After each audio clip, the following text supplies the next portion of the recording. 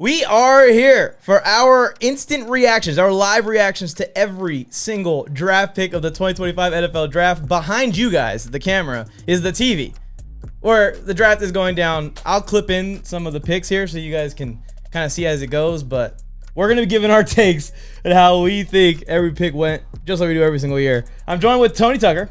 What up? Joe Morley, as usual. Joe, I love your shirt, by the way. Just want to point that out right away. Your draft reaction went viral last year. Never doubted the pick. Never doubted the pick. So the fact that what are we doing? The fact that you got that shirt on today is perfect. I'm still 100% correct on my reaction from last year. I fully agree with you, by the way. Just to let Raider fans know that, because I know Raider fans are gonna be like, he's supporting Brock Bowers. I never said I didn't support Brock Bowers, but I did say that was the wrong pick for the Raiders. But congratulations, we had the #1 tight end on the worst offense in the league, so it did work out perfectly for us, right? That is true. You are picking basically top 5 again, so congratulations. Hey, and you know what? There's 2 good tight ends that could go first round this year. Oh, yeah. One of my favorite players on the screen right now, Amon Green. Just a very underrated running back. Oh, we got all the Packer stuff going tonight, huh, Tony? Yeah, a lot of these guys were. You got to tell them the backstory. On some of my favorite teams. That I grew up a Packers fan, and that I was betrayed by the organization, and they picked Aaron Rodgers over Brett Favre, and I left and went with Favre and never came back. I didn't care how good the Packers were. Everybody's like, but they're so good. And I was like, doesn't matter. It was ruined. I was so upset. I still feel like they made a sound decision in drafting Aaron Rodgers that night, but I mean, they clearly did. It worked out, yeah. They clearly made the right move. I mean, I was in the wrong, but my emotions were just not going to allow me to accept the fact that this guy just ruined my childhood. That's the way I looked at it. It was like it was an attack on everything that I enjoyed about the Packers. It was like that they just never seemed to really change, you know? Yeah. Even when players left, they didn't really like go pop up somewhere else. Like when Freeman left and went to the Eagles, he wasn't just like great. Wasn't upset about it. Yeah. I'm like, Favre still got some great years in him. I was right about that. He did. I was rooting for Favre heavily as a little kid back in the day when the Saints took him out. So much fun. Speaking of him, like, and the fun, the excitement, like, that's what we have in the first pick of this draft. Like, as soon as they announce Cam Ward, it's pretty much like similar shit where it's like, what are you doing? Don't throw that. Run fast. Do it. And then it's just amazing things happen. Yeah. Right? Like watching Miami games. Yeah. You're like. Didn't he say, maybe it was someone else, but I was saying that he was saying that Favre was one of his favorite quarterbacks, but I think I was thinking of someone else, maybe even from last year. Well, I mean, Cam Ward is what, 23, 24 really years old? Like, no. He probably didn't start watching football until after Favre was retired. Joe, do you think the Titans are making the right choice picking Cam Ward here at first overall, assuming that they do? They obviously have 8 minutes left on the clock, but would you go with any other player? If you were the Titans GM, let's say. No, because the quarterback is the most important position on the field, and Cam Ward is the best quarterback in this draft. And you already gave Will Levis his shot. How many games did Will Levis cost you last year? Yeah. Like, it was only a matter of time until you're watching the game. You're like, there's Will Levis. He showed up. So you have to try to do something. I know there's other great positions that you can fill, but having the #1 overall pick and going quarterback is something that you have to do. You have to make that pick at #1. You have to show your fan base that you're committed to trying to win a little bit. Even if it doesn't work out, you're going for the best quarterback and the best player at that position. This is a draft class, though, where I would be thinking about it, man. I would be thinking about, like, maybe we should just take the edge rusher and not take the chance at being the team that took the bust at 1 overall. But, hey, I think that Cam Ward has as much potential as any of the quarterbacks that we're seeing that are dual threat in the league right now. So I'm with you. I think you take the shot. I think based off NFL draft tradition and what we've seen NFL teams do, it's the no-brainer pick. But me personally, man, I want Abdul Carter or Travis Hunter on my team out of this draft class. And I may wait a year and just be like, hey, I'll do quarterback next year. So there's so many different ways to do things. There's no set answer, right? So if you think about it, it's like, wouldn't you wouldn't you think to yourself, like, if somebody really wanted Cam Ward and I could trade back a little bit and get more and build up my team so that in next year's draft I have a team that's more stable to welcome in a rookie quarterback, right? And there are plenty of options that they could have sought out to see if they were going to be bridge quarterbacks, right? They could have gotten in the Darnold sweepstakes. They could have gotten in for Justin Fields or Kirk Cousins or Derek Carr or Geno Smith. Like, they could have gotten somebody there and traded back, let somebody else do it, and just continue to build up offensive line, defensive line, and getting, the right skill players in there in the second, third, fourth rounds that are developing.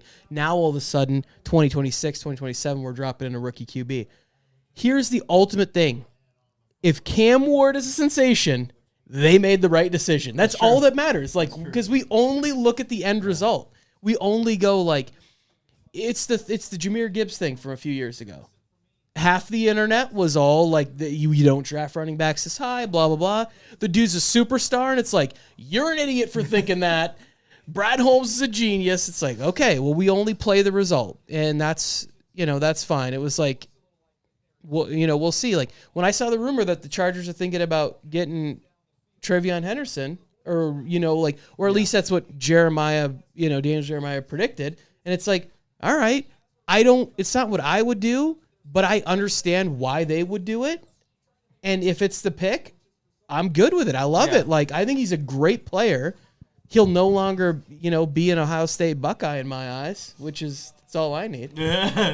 Jeremiah pointed out specifically that Harbaugh needs a specific amount of friendly enemies on his side to kind of just drive that competitive fuel every day. That's funny. He just needs those Ohio State guys in the room to beef with. Well, Trevion also never beat Michigan. No. So it's like anybody he's drafting from this team. Yeah. Like, he owns a little bit.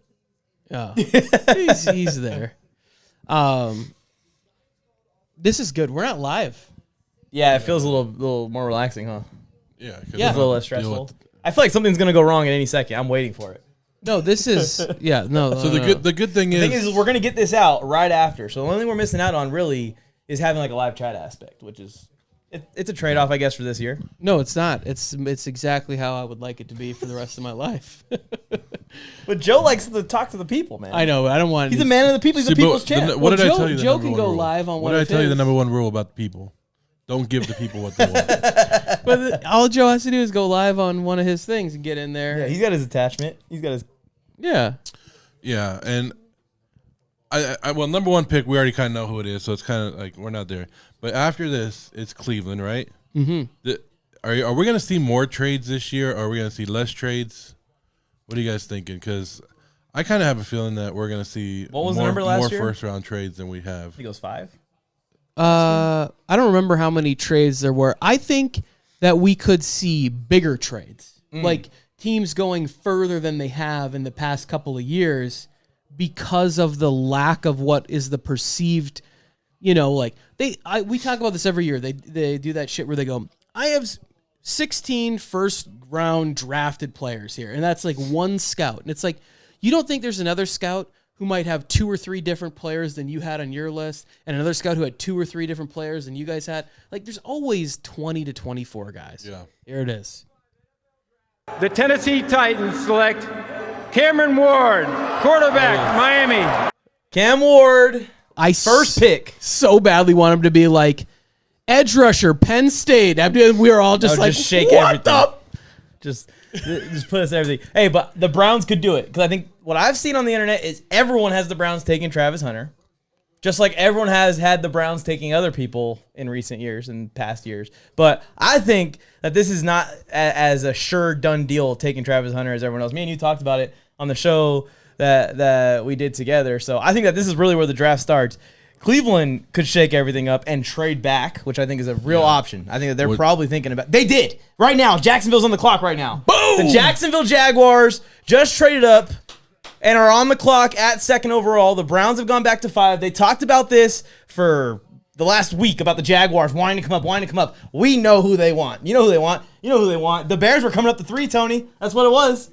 That's what it was. You've got to be kidding me that the You know what Jaguars, they're doing. They are not You trading. know they're doing They it. are not trading. They are. Why would they have to? Why you think that Jeanty was going to go to any of those teams? I think they're trading up for Travis Hunter. This has to be Hunter or Carter. Okay. There's no way that they passed on the Giants and the Patriots, because if they do, they are going to get cooked by the internet. If they get the running back, Yes. If So the Browns are trading the number 2 overall, a 4th and a 6th to the Jaguars.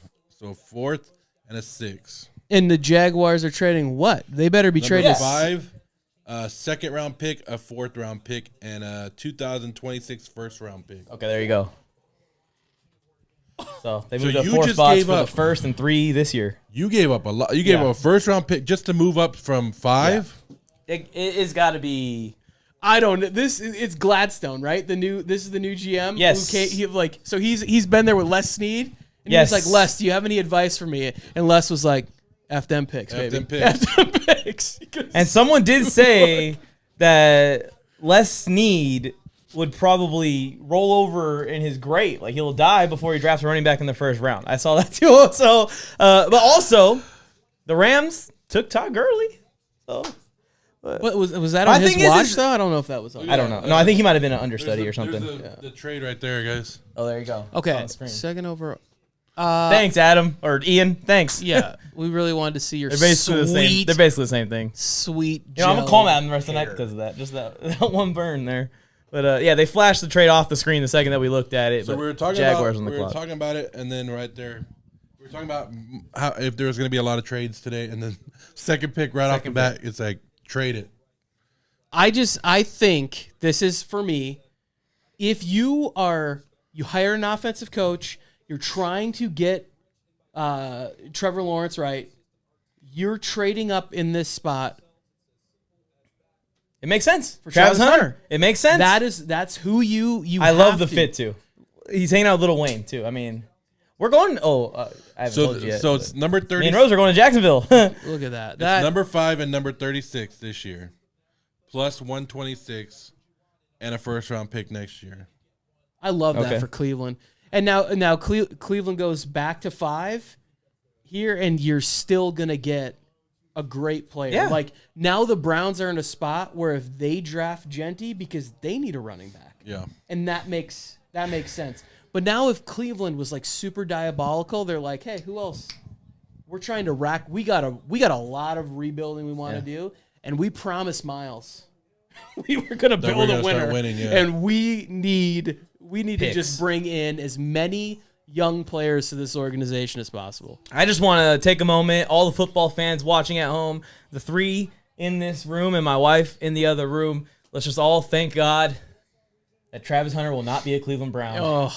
Oh my gosh. I don't know how We just dodged ruining another one, guys. He's going to have a legendary career, Hall of Famer, one of the greatest players of all time, whether he's a Giant, a Jaguar, or a Patriot, and he's not going to be a Brown. Thank you. So I did not want that. So when I think about this, for me, it's like you make this move. I think it's one of the 5 players that I consider to be a great move, like to do this for, right? Like, and we'll get into some of those other players later. But you are trying to set up, and we're assuming it's Travis Hunter, a situation where you have Brian Thomas Jr., right?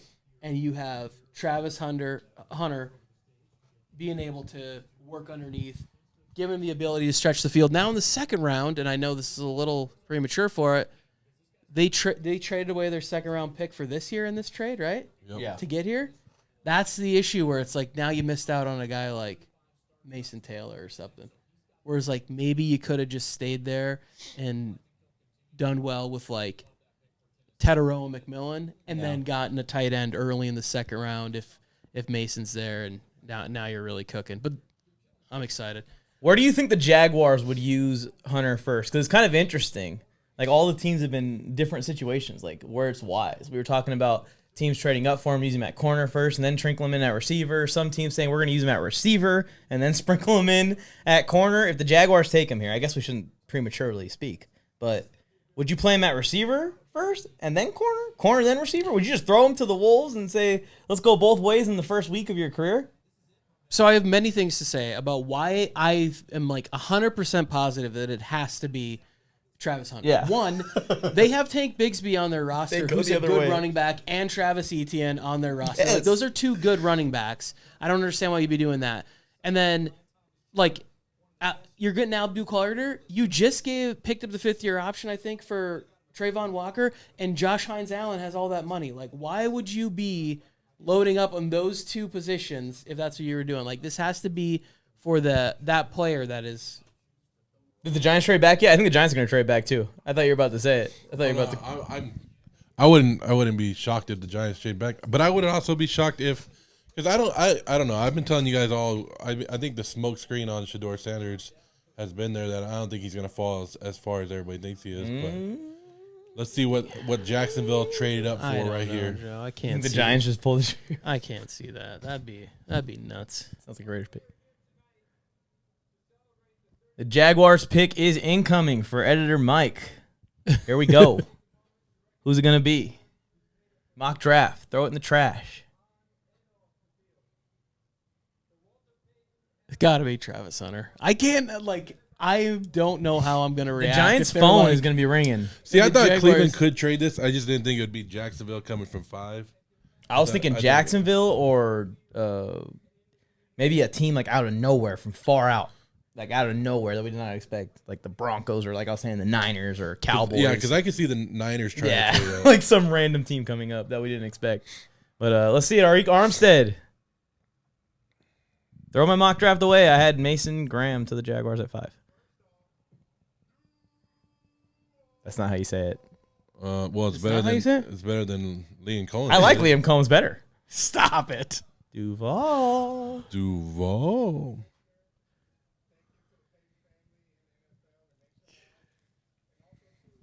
I think Travis Hunter will like the Duval Liam Cohen version better too. Hot take. I mean, I think that this adds excitement to want to watch the Jaguars. Oh, yeah. Because like the Trevor Lawrence stuff kind of fizzled off where we were really excited about it. He's got And then you 2 tune stars. in a little bit last year to see Brian Thomas Jr., but it's like really go after this division. Yeah. I think the Texans are still the best, but like go after it.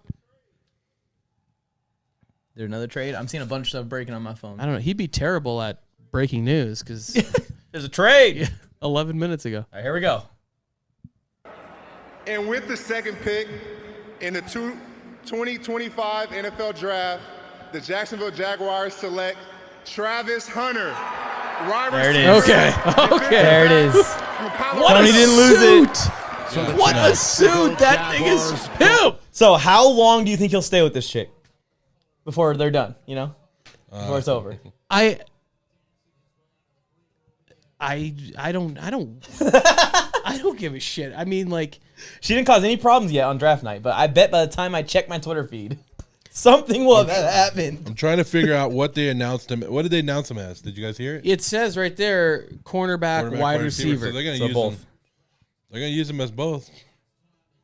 I mean, I think no matter what, they're going to, like, whoever was going to draft him is at least going to say that. Yeah. Here's the reality of the situation is that everything he did, and if you watch the games, he did start to suffer a little bit physically on some of the plays in the bigger, more competitive games, especially as the season went on. So you're telling me they're going to add 5 games with elite competition every single week, and that this guy's still going to go out there and give you 100+ snaps? Like, it's not. That's what's scary. It's not realistic for that to happen. So, like, yeah, if you've tuned in any of the MJT, Warzone, NFLmike draft streams, you know how I have felt about tall, skinny corners. So here's a little my scary sometimes. take on the situation.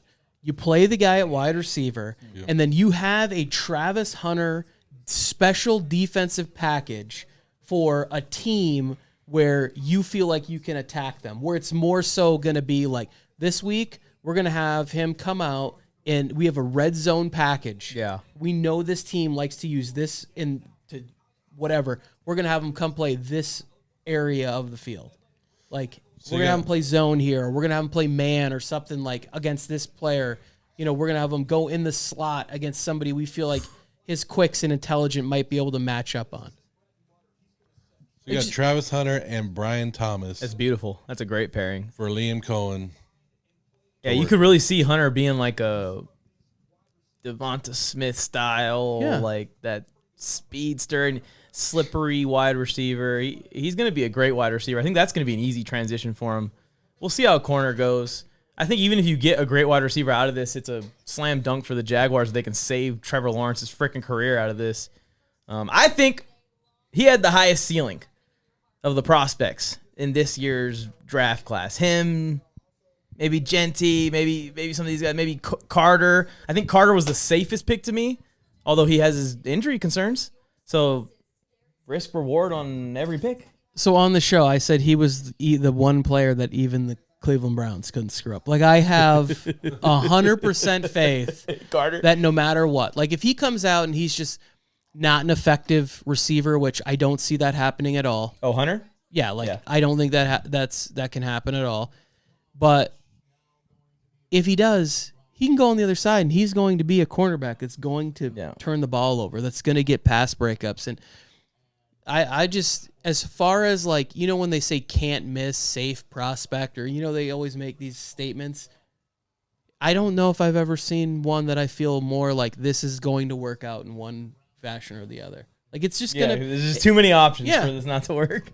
There's too many options. Well, congrats to the Jacksonville Jaguar fans. Definitely got a new jersey. That's going to be fun. So the Jaguars kept this under wraps. Is Ian Rappaport saying that Travis Hunter and the Jaguars had no conversations since the combine.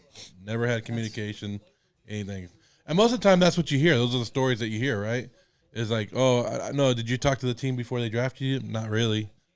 I had more conversations with this team than this team. So good for Jacksonville going up there and getting the guy that they want. And you talk about what Liam Cohen did with the Buccaneers offense, man. It was electric.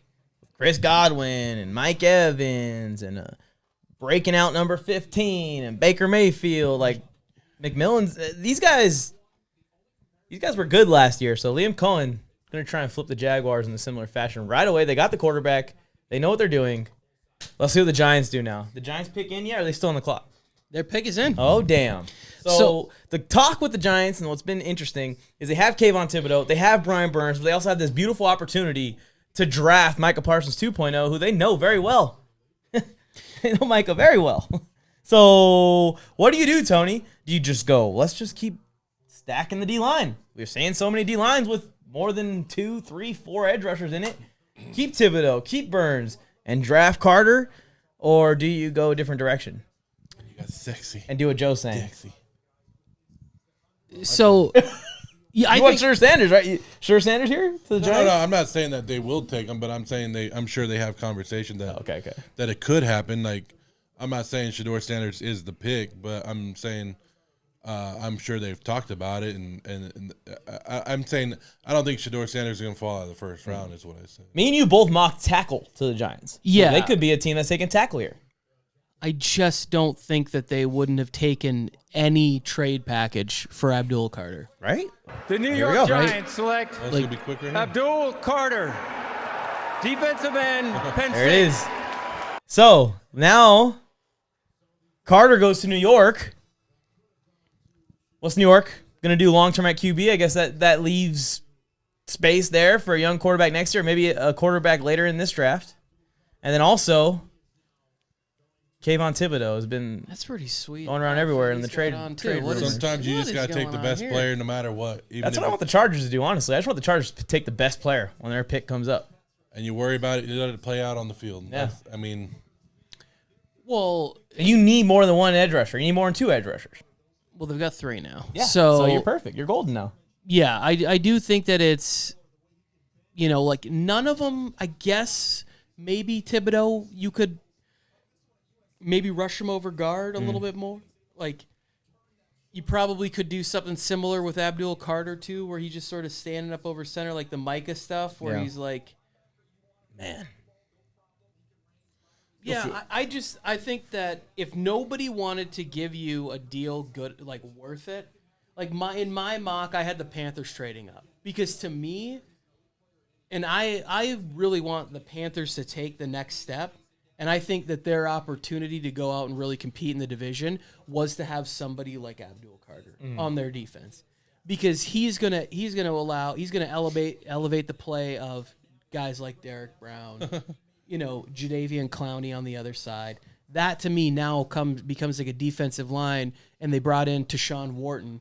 Now you have a Panthers defensive line that's also going to help out what's going on in the secondary. So I thought that was interesting to me, and the Giants needed to figure out how they can fill. I don't have the roster on top of my head. I guess I could start bringing up rosters.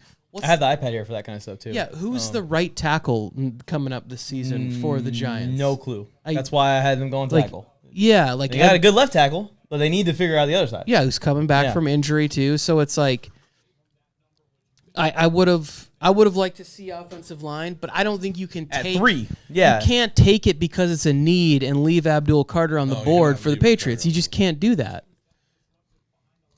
So I just read right now that they're reporting right now Cleveland is listening to trade offers for the number 5 pick. Not surprised. So Cleveland wants to move down again. At 5, who's coming up? Now we're talking about Jeanty again. Yeah, exactly. For the Raiders. Yeah, now you have... Or the Patriots just take Jeanty here. Now the Patriots have the opportunity to just take Jeanty and flip off everyone right behind them. And Mike Vrabel can go, here's my Derrick Henry minus a foot. So the only move I can think that they made offensive line wise was Morgan Moses, who's like 36 or 37, and he's still a good player, right? He can play good right tackle still at this state in his career. Do you remember watching that game last year with the Chargers Patriots? Like, that's the only Patriots game where I watched start to finish, and I was like, this is bad. This like you cannot go out there with this. So for me, I'm figuring out what's the best, which tackle I like best, whether it's Banks, Membou, Campbell, and I'm just making that pick in this spot for the Patriots. Like, I'm not thinking about it. Sure, Ashton Jeanty would be great, but then the tackle that they might be able to get in the second round might not be that good. Like, are you going to be able to, like, guarantee me that Ariante Ursary from Minnesota is going to be on the going to still be there? It's like, are they running through? I thought he was going out there again. Yeah, your whole thing is to protect your quarterback if you're the New England Patriots, and I'm with you, Tony, that you're going to select an offensive tackle here. I don't know if you guys saw the report that somebody was talking about. Who was it? I forget who it was, but somebody was talking about they never trust Elliott Wolf. That he gave him bad advice one time, and then now he's with the Patriots. So they don't know anything that's going to come out of the Patriots organization of what to believe on what they're going to draft. So it's just like old times. Peter Schrager was saying that. I think I heard that rumor too, where they're like they might go with a off the wall unknown pick here.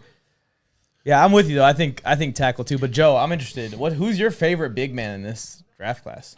So real quick, could make an argument for Tedero McMillan. If you're saying, hey, we don't have anybody, like we don't have tackle, we're gonna figure out tackle later. I could make an argument for him at wide receiver. Joe, favorite big guys. Who's your favorite big guy? On offensive line? Yeah. I got a couple of them that I really like.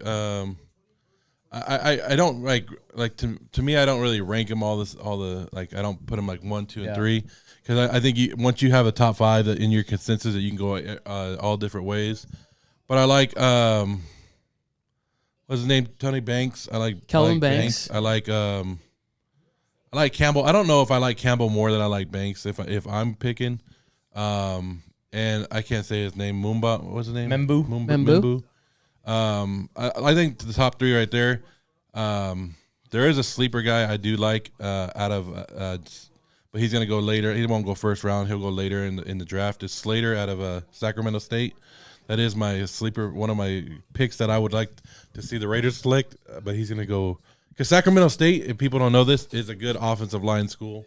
But Slater is one of my favorite. But yeah, I don't think you can go wrong with either.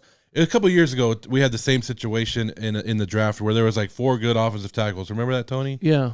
And I think the Giants were part of that. There was 4 offensive tackles, and it didn't matter which way you took them. You just had to take one of them, and whatever one you thought of.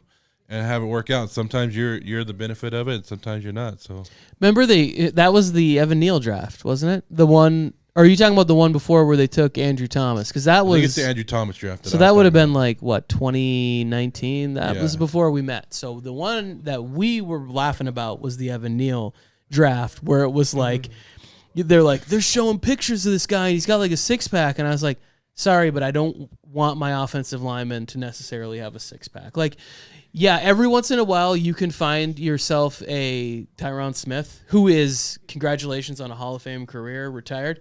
Every once in a while you can find that guy who's just shredded. But more often than not, gotta have a little juice, a little something on that guy, and it's just not worked out. But again, you guys know my bias of Alabama offensive linemen. I will hope my team not going to take any. I hope my team never drafts one. If ever. your old linemen don't got some man titties, I don't want them. I don't want them. Well, I won't say that because Tristan Wirfs also looks, but he's also like he's just big. When they're like But that's the same draft I was talking about. Wirfs, he was in that draft that I'm telling you about. So Wirfs was the same draft as Thomas, right? He was the year before Slater. That was the year before the Darashaw. The year before and there was Sewell. That was another good tackle class there.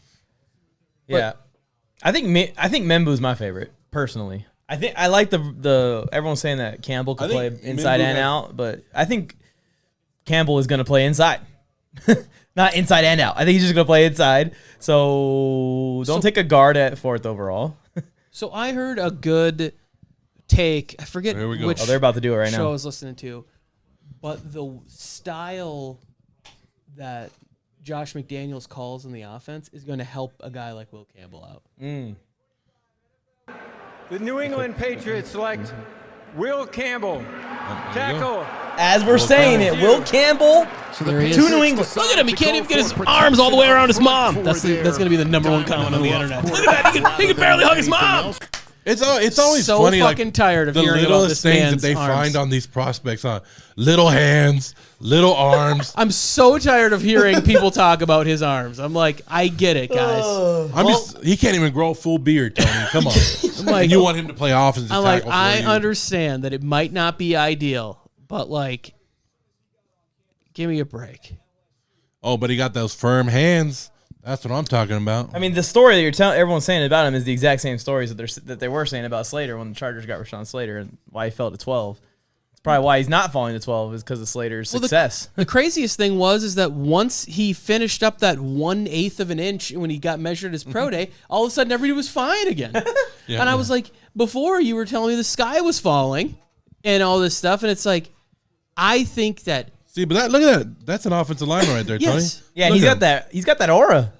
And and that's a great That suit. swagger. That's what I'm Pinstripe. saying. This is a Yeah. good suit. I would rock that. I was just saying, like, no homo. Look at his hips. Like, Have you seen this guy squat? Have you guys seen him squat? I have not. No. He winks at the camera when he squats too.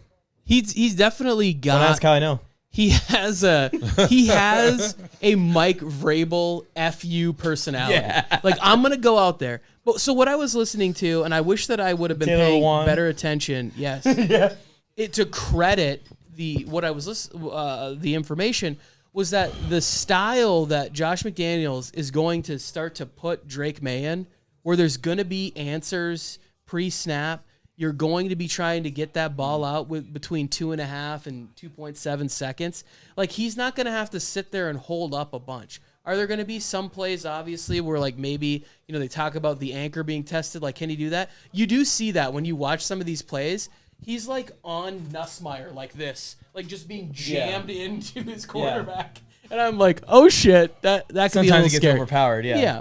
But that happens to everybody. Joe's been watching Colton Miller do that. Doesn't mean Colton Miller's not a bad tackle, but he has sometimes trouble dealing with the power rushers. That happens to people. Which is probably why the Raiders are going to draft tackle and then move Colton to right. Wait, is he playing right now or is he playing left? He's playing left. He's left They right had Glaze out there, right? Yeah. DJ Glaze. He actually Wicko, DJ. He played pretty good towards the end of the season. So I'm 4 for 4. Really? I don't have the team right, but I have The Hunter, Hunter Yeah. pick. That's impressive, Tony. Yeah. How far can you keep this going? I mean, Cleveland at 5. Who'd you This have is here? what I Well, This is what I like on Unless- draft You had day. the Jags taking. somebody's gonna Yeah. dub over more arm jokes over this. No. They are. The internet is an awful place, and it's why I don't go on it. No, this is why I watch the draft right here. It's for I like the emotion that these guys show. I'm 100% agreement. The Hall of Fame speeches, where it's Should we cry with him in solidarity? All of us together? No, we shouldn't cry. Oh. They are the ones that we didn't put no work in. Oh. But They it's put all inspiring. this It's work inspiring in. me. Inspiring her. She's crying. She didn't put no fucking work in. She holds the mic. Like know, me. when She does the you're- same thing as me. when you're standing there next to somebody who's just won something or received something, like you got an award or you just got your trophy, and that person, the emotion takes over. Cleveland's them. making the pick. You do feel it. It's like, holy shit. Because the amount, think about whatever we did, football practices or whatever, how much work we put in to be below average, like high school athletes. What these guys had to do to get to where they are, it's insane. Well, I didn't make it past high school, so that goes ahead and shows you how good I was. You actually did semi-pro. Yeah, but I had to try out and suck someone to get on the team. So it's different. It's not like I got recruited to In come Japan? play. It's not like I got recruited. They didn't call me out there to play football. You had to try out Yes, I had to try out. for American I football. went to an open tryout. I got picked up and I was a starting corner. See, after that's that. why you don't have any swagger. You should have walked in and been like, I'm built need for to this, try out, guys. right? Yeah, I don't need to try So out. Cleveland's going to make the pick here. They already picked up an extra second-round pick. They already picked up a first-round pick next year. What if their whole plan this whole time was to take Shedeur Sanders, and they knew everybody else wasn't, and they went and picked up more picks, and then I don't know if They could go back further. maybe they pick up Jeanty. Maybe they pick up somebody else.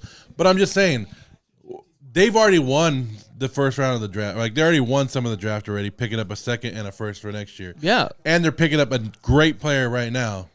I mean, Yeah. I would if I was the Browns and I knew now that I had an additional second round pick because of how strong the defensive class is right in that spot, and I'm picking twice at the top of the second round now, and I could even easily trade back in. I'm taking Jeanty or I'm taking Tedero and McMillan in the spot. Like whichever Whoever one he this thinks is is, going though, to fit his offense better. Whoever this is fucked. The Cleveland Browns select The Browns gonna ruin it. Mason Graham. I was just about to say. Son of a bitch. I know he wanted him. Yes. I was just about to say that I think it's gonna be Mason Graham. Remember, Tony? I told you. I was like, I think they're gonna go Abdul Carter. Oh yes. Pair him with Myles Garrett. You don't tell Myles Garrett, hey, I'm going to go get you a corner. I'm going to Damn go it. get you a running back to help you win. You go and get him someone to rush next You to know him. what? I have to be happy with this because this is who I wanted the Raiders I to know, take. and I did not. This is who I wanted the Raiders to take. So at least I can't be mad that he wasn't there for the Raiders. I can't be mad at who the Raiders select because Mason Graham is not there. Shit. But I am so, oh, man. It sucks because this just ruined Mason Graham's career. You guys know that there's like a streak right now of Browns first-round picks where either they all leave or not. One stayed. But that one's career has not gone as far as winning very well. Mason Graham is unruinable. Okay. But see, I am Cleveland's doing biased it. to all. TikTok's dropping tomorrow, by to the all way, if you Michigan. guys want to I almost wore go my watch Michigan it. versus everybody. Cleveland's doing t-shirt exactly today. what I wanted the Raiders to do with Max Crosby, though, just to add another badass defensive line together, put them together. This is good for Cleveland, but hey, so you get not only do you get Mason Graham, let's go back to it, Tony. You get a second round pick and you get a first round pick next year. And that extra second round pick makes it easy to move back in, or you have that ability to say, hey, the guy we still want is here in the second round, and we can draft a quarterback in that situation. Wow. It's a wise pick. I agree with you guys. And I'm sure they've got some good offers for this number 5 pick, just nothing great or maybe too far to move bounds. So to walk away with an extra first round pick, a second round pick, and Mason Graham, Cleveland so far is winning the draft after 5 picks. 5 picks in, and they're already looking like but it is Cleveland. It is Cleveland. Yeah. All right, now we have to. Here's the thing, Browns fans. I don't think you guys are that far off from having a good football team. Browns fan. Yeah, Browns fans. They're The gonna dog see this. pound. They're all Broncos fans and Cowboy fans. I know all the Browns fans, all the Cleveland people from Cleveland. I've met hundreds of people from Cleveland. A lot of people from Cleveland joined the military. Fun fact. And all of them are fans of other teams. All of them. Every single one I've met. I know one Browns fan, and he's a sad, sad sap. Every day of his life, he talks about how sad he is to be a Browns fan. So I don't know any Browns fans. I was at a party with one. That's something, Tony. You have lived a whole football life, and you don't know any Browns fans. I've lived a long time. Okay. So we were at a party, and he shows up, and he's wearing like a throwback jersey. It's escaping me of who the it is one with right all now. the quarterbacks. Like No. It was a legit jersey, and he was a Browns fan. And this is when I was on my Browns to the Super Bowl. It was the year after they almost beat Kansas City in the second round. And I was at a fantasy football draft at a friend's house, and I was like, this is going to be the year. And then he gets injured, everything falls apart, and they move on. But they still have a ton of talent on like. Remember when we were talking about Travis Hunter going there? They still got good corners in there, like in that. If they can, I think safety's a spot that I'd like to see them get there. But now all of a sudden that's good. In the second round, maybe Emeka Egbuka's there. Yeah. Or like you put Jerry Jeudy, whatever it is, like maybe the second round they add whatever running back is it or they use one of these second round picks to trade back in at 17 and go ahead and get like Omarion Hampton or whatever to take over as like the next running back. I think the Browns got options, and this is great. Let's talk about the Raiders now, because the unfortunate reality. Oh, the pig is in! And all Raiders fans' dreams have come true. Ashton Jeanty's on the board at 6, Joe. Your dreams come true, right? Yeah. So the pick is in for the Raiders, and this is always the worst part for Raider fans is just listening to what is going to happen. And my heart was Mason Graham. He just went to the Browns at number 5. Is it happening? And now Don't I ruin know it a lot for of me. Raider fans want Ashton Jeanty. There's so many running backs in here. I think the Raiders go offensive lineman. I really think Raiders go offensive lineman. Here it is. So for the record, I have them taking Jade In Barron. the 2025 Super NFL reach. Draft, the Las Vegas Raiders select Ashton Jeanty. No! What did he say? Oh, you know what? Why not add a running back to an already bad offense? And we took a tight end last year, and that worked out great for us, right? So why not add a running back with it as well? Like, cool.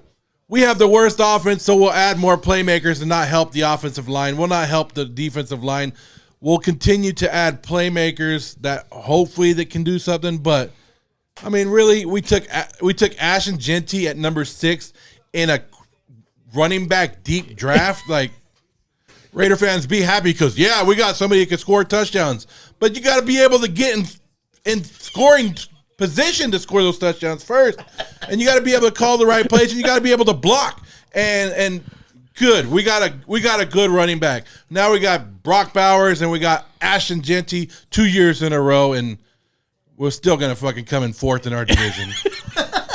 It's the same thing year after year, where it's like the Raiders draft kind of like the Cowboys.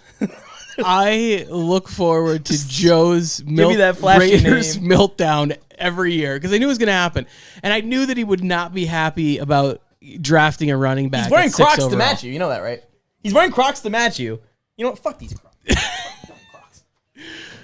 Anti-Crocs now. The reason that this makes me the most mad because the Raiders could have a good season and he could have a rookie of the year type season or something like that. But like, I wanted to root for him in the NFL. That's what I'm bummed out about. I wanted to be able to draft him in fantasy football and be happy about it. That's what I'm bummed out about. But I'm glad that I already was starting to like doubt him in my talks and stuff because I didn't view him as dominant coming out of college or as high of a running back prospect to me to go top 10 like Bijan or like Saquon or like any of the other star running backs that we've seen go first round recently. I didn't think that he quite has that same type of dominance in all categories. I don't think he's quite the 5-star running back that those other two guys were coming out of the draft. So that was something I am glad about him going to the Raiders, that it's not like with Bijan, I wanted the Chargers to trade up for, like, I was so excited for him. For Saquon, I wanted him to go first overall, and he went second overall. for Jeanty, like I told you the Trent Richardson thing, that might be a little bit dramatic. Yeah, but I do worry that he's not just going to be able to overpower people in the NFL like he did in college. No, he's not going to. No, he won't. And if he doesn't have a great interior O-line, he's getting a hit the second he gets to the original line of scrimmage. Yeah. Is he going to break tackles like he did in college? No, he's not. He's not. And you saw in the bowl game of when you don't have weapons to help him out, which the Raiders, I mean, come on. Are you scared of the Raiders wide receivers right now? No. So that you stack the box and you have Jeanty there, you're not. It's not like he's going to help you. So I think that this is kind of like, and this is why when you guys were texting me and saying like, oh, it sounds like the Raiders are drafting Shedeur to the Raiders, and I was like, you don't pick developmental QBs when your coach is 73 years old. I am a little shocked that if you are having draft conversations with Tom Brady and draft conversations with Pete Carroll, like, I just think that you'd want to draft offensive line at 6. Like, I think that you would look at this and go like, hey, we got some ass kickers out here. Yeah. And let's do this. Now, can this be a situation where the Raiders look at a team like the Vikings at 24 and say, hey, you guys don't have very many picks in this draft. We want to get back in here and get after an offensive lineman that's fallen down here. And really say, like, we're making a statement about the run game because we just went and got, a right guard. We went out and got, or we got Tyler Booker. We drafted somebody that we think is going to help us have a power run game here. This is a good pick. It's a great pick. It's a pick that I don't like. No, I wanted the Broncos to trade up to 2 for this. Like, I wanted them to put their whole future in on Jeanty just because I understand the player that he is. It's not going to be fun to play against him. Yeah. But he's going to need a team around him to be good. Him on the Chargers would be really scary. That would be frightening. But not him on the Raiders. Not so much. So we'll see. I think Jeanty on the Broncos would have been a problem. But so here's the thing. If somehow the Raiders offensive line just gets to like average this year somehow, like let's say DJ Glaze has like a breakout year 2 at right tackle, and they find a guard in this draft, and they have Jackson Powers-Johnson, it's not unthinkable that the Raiders could have a decent squad, and drafting Ashton Jeanty will look really good. Not impossible. You have 9 picks. They have 8 more picks to go. But if you're gonna, I mean, come on, Tony. At number 6 overall, I agree, Joe. And you're building a team. You're trying to build it up. I agree. Why didn't you trade back? Why And you're playing in a division with top quarterbacks in this league that you have to get to the quarterback. Why not go defense? It's 2 years in a row that you have invested in offensive skill positions, and it's not like when you're not building the offense the correct way you're supposed to, the offensive tackle, and go from there. Like, come on, like we have good tight end, we have a good running back now, but we have. I do like Geno Smith. I'm not going to knock Geno Smith, but no, he's good. But you got to be able to protect him. You got to be able good to with protect protection. him. Was going well. You got to be able to throw the ball. And if nobody is scared of your wide receivers, nobody's scared of those weapons. And Jakobi Meyers is your number 1 wide receiver right now, if you like it or not. He's your number 1 wide receiver. And they're gonna press the box on you. They're gonna bring everybody up, and they're gonna say beat us with Geno Smith, and you're not gonna be able to do it. Well, okay. So at least not every game. Yeah, it's going to be a 7-9 team. It's going to be a 6-10 team, unless there's some significant changes made here. The thing with Pete Carroll and why I was thinking that they're going to go Ashton Jeanty, or why I was thinking about mocking Ashton Jeanty to them also, is that he's got that history of running the ball, kind of similar to Jim Harbaugh, where from his eyes, this pick has more value in his offense than it would in any other offense almost at this spot in the draft, because he's going to get the max thing. But the thing is what would you even call success for this? Like, if Ashton Jeanty just goes off and is an all-pro the next couple of years and is demanding a contract at the end of it, like, and the Raiders didn't win anything, you're just going to be in a contract dispute. That's what you just drafted. So we're obviously just an immediate reaction to the pick, right? Uh-huh. And as 2 declared Raider haters, like, we need to see what the rest of the draft looks like before we just get would you call the Zeke pick a successful pick for the Cowboys back in the day? Yes. Because they won some divisions. They were there. They were in it. So that's kind of what he needs to be. He needs to be that kind of level, right around there. Oh, yeah. So because we would call like Melvin Gordon, Todd Gurley. These guys are busts. Would you consider the Najee Harris pick a success for the Steelers? What pick did they pick him at again? They 17? got him at like 20-something, 20. Oof. They always pick in like between 21 and 25. Oh, here's the Jets. We didn't even talk about the Jets. With the seventh pick in the 2025 Is this NFL tight end? draft, Don't take tight end. The New York Jets select Harmon Membou, Missouri. Keep the tight ends going back. You said this, I think, that they need to draft O-line. This is If they didn't draft O-line, that you were going to go fire somebody yourself. Okay, when I'm giving my crazy rants and saying awful shit, that's for us. I try to keep it mostly positive when this is going to go out on the internet. My bad. No, but I agree with you, Mike. Like I would say, why are you trying to pretend like you're turning your organization around if you're just going to go draft Tyler Warren in the first round? You know, like when I'm reading all these things and they're like, Jets really love Tyler Warren. I'm like, you've got to be kidding me right now. Like, you think that it's better to have... It's a luxury pick. Yes, a tight end. We were just talking about it. You think that's going to help Justin Fields develop better than going ahead and getting him a right tackle that's going to be able to lead on QB power? Or, you know, like that's going to... That we're going to have like a situation where Justin Fields... to reach his potential, needs protection. So now their offensive line is starting to look really nice. Olu Fashanu. You got Elijah Vera Tucker. I think Tippmann's still there as the center. I'm blanking on the other guard, and now we got Membou over there. Now we're starting to get somewhere with this offensive line. I think they signed a guard. In second, third round, you come back and find them like a... Aaron Glenn Harold Fanning came from where? Detroit, where he saw you build the offensive line, you build the defensive line. You go get your ass kicking right tackle, and this is how we're gonna play football here.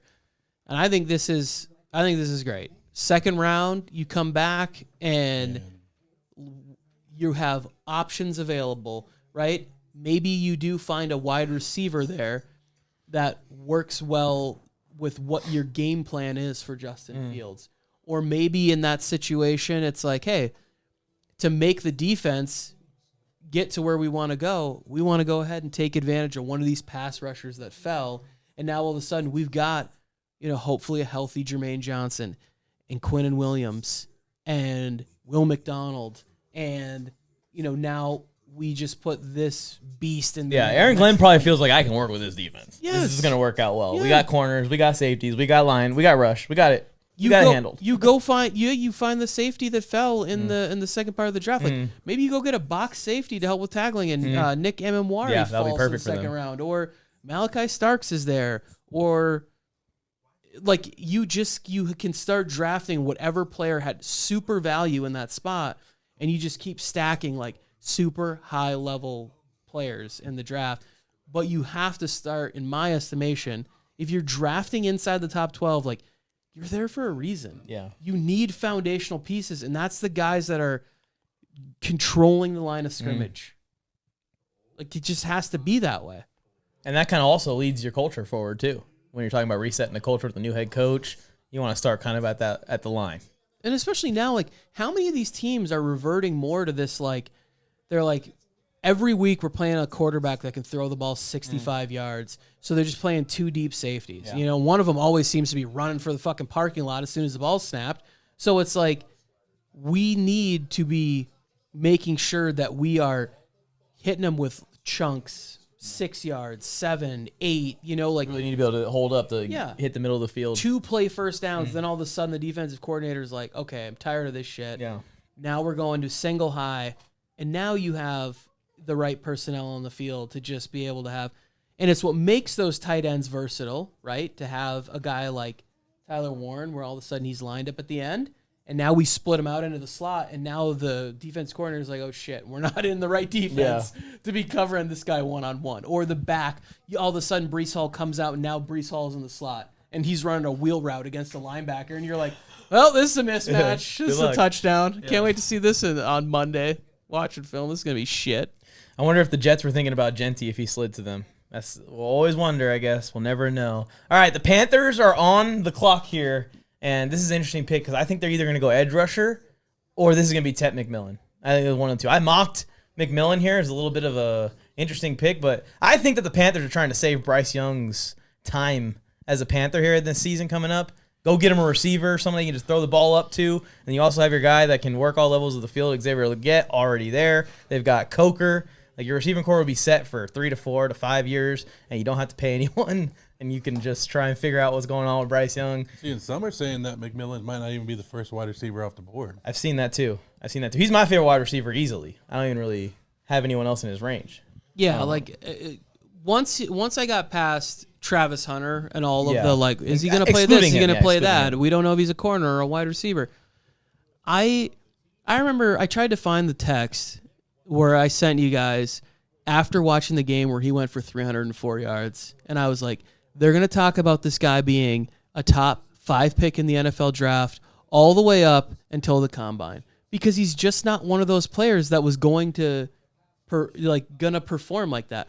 And then all the stuff comes out about how he doesn't watch film or whatever. Like, he's not football obsessed or whatever. Player. Those type of things don't necessarily work out well for you inside the rooms where these guys have been, their eyes are bleeding because they've been watching film for 17 hours straight. And they're like, wait, this motherfucker doesn't like to sit down. He's like, his eyes are all bloodshot, hasn't seen his wife in a week. And he's like, he doesn't like to watch film, huh? Not on my draft board. Like, those type of things don't work out well for you. So, I honestly think that he's going to be a successful wide receiver in the NFL, and he might get to the point where, some of these guys, they take their craft to another level once they become a professional, right? Not all of them, but every once in a while, if you watch the Larry Fitzgerald NFL Life or whatever, his 30 for 30, some documentary on him, he got more serious about football the longer that he was in there and chased greatness.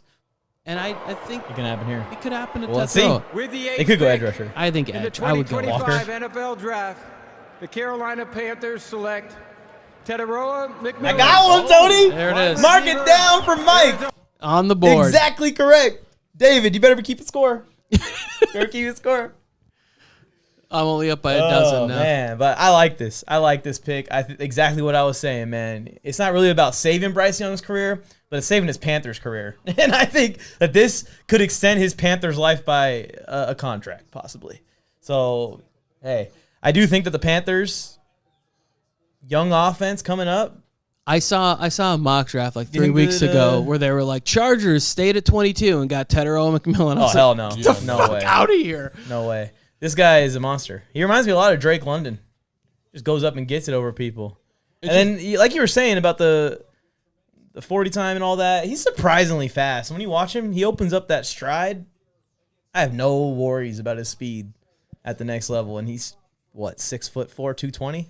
I think when you combine his ability down the field as a receiver with the talent, the untapped potential, I believe that Xavier Legette has. Yeah.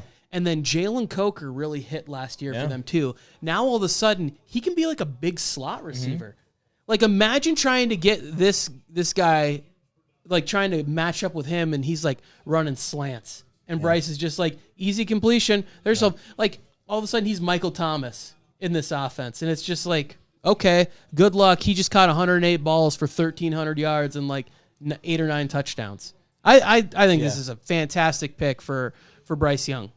Yeah, and that's all it shows is the commitment to Bryce Young is when you're like, hey, we believe in you. We're going to bring you some weapons, and here you go. That's back-to-back years, right? They went into first round last year. Or was he second-round pick, Xavier Legette? And then he was into the first round. They traded back up. The last pick, I think, actually. Yeah.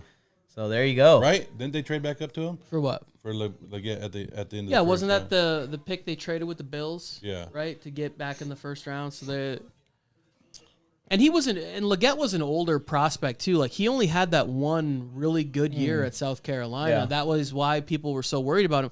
But I think he ran 4.39 or something crazy, and he's 6'2" and a half. He's just Coker's a blazer too. That dude can go. Yeah, he's Chuba Brooks. You think Brooks is gonna make it back? Chuba out of the backfield too is fun. Yeah, Chuba's still, got just got his extension. Yeah, he's a really good running back. gives you versatility. I think it depends too a lot on Jatavian Sanders. Like he's got to come back. I want to go back. Well, so this has been bothering me since we did our thing.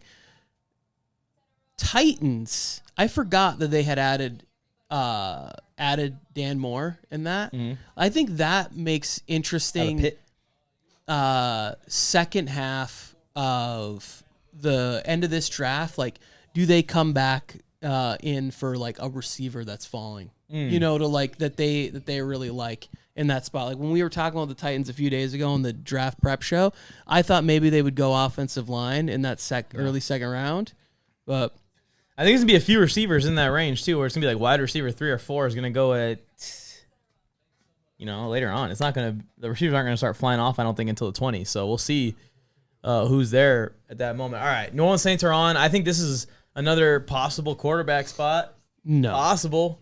No. Possible. I don't think Derek Carr is gonna play next year. Who's playing quarterback for the Saints next year? Spencer Rattler. Like who's gonna actually go out there and throw the ball for them? So you could justify just drafting with another pick, second round, third round, just draft a rookie and let him compete with Rattler and hope that Carr can miraculously heal the shoulder. Carr does have God on his side. So I saw he does. He's good. He's a good man of God. Love that about him. All of his receivers don't. I will say that Derek Carr, all the reports I read were that was over-exaggerated because he wanted more of a commitment or wanted to be moved to a certain team or something like that. Like that makes me feel a lot better about it, Tony, when he's playing games with his injury status. Yeah, well, he's just playing. He's playing the game to try to get paid. He wants to feel valued. Kellen really wasn't like a strong commit to him. Didn't really seem like he was that interested. I will say this about the kid they drafted, Rattler. He got one of the rawest deals ever. By the time he was in there, he was throwing to like Bub Means. And like even he was getting injured. Like they didn't have Rashid Shaheed. Like I think even A.T. Perry was injured at a certain point. And Chris Olave kept leaving the games early. And the tight ends were injured. Like he was throwing to guys each week where you're like, oh, they just picked up MVS who's been on his couch for 3 weeks because Buffalo cut him or whatever. Like it was not a good situation. If now he gets the full camp, he's working with Kellen Moore, maybe that's a situation where you bring in a rookie, they compete it out, they figure something out, they're back at the top of the draft again next year, and maybe they make a move that way. There we go. I had them taking cornerback Will Johnson here. I had them trading back with the Cowboys to 12 and drafting, I think, Michael Williams. New Orleans Saints select I can still just take Michael Kelvin Banks Jr., tackle, Texas. There you go. There you go. Ooh. Oh, I was going to bring this up, too, right before they announced it, that they did not pick up Trevor Penning's. So they book in both of their offensive line. They got one last year, right? Yep. And then this year. So they're set at offensive tackle, or should be, for years to come. Hopefully, if they landed the picks. Look at that. That is awesome. Yeah. Top 10 pick, Kelvin Banks Jr. Is that no, Membou already went, huh? Second tackle taken off, or third tackle taken off the board if you count Campbell. I do count Campbell. Yep, so that's 3 tackles off the board. And this is what I was talking about when we were doing our mock draft. Well, that's what I thought when I saw every single year.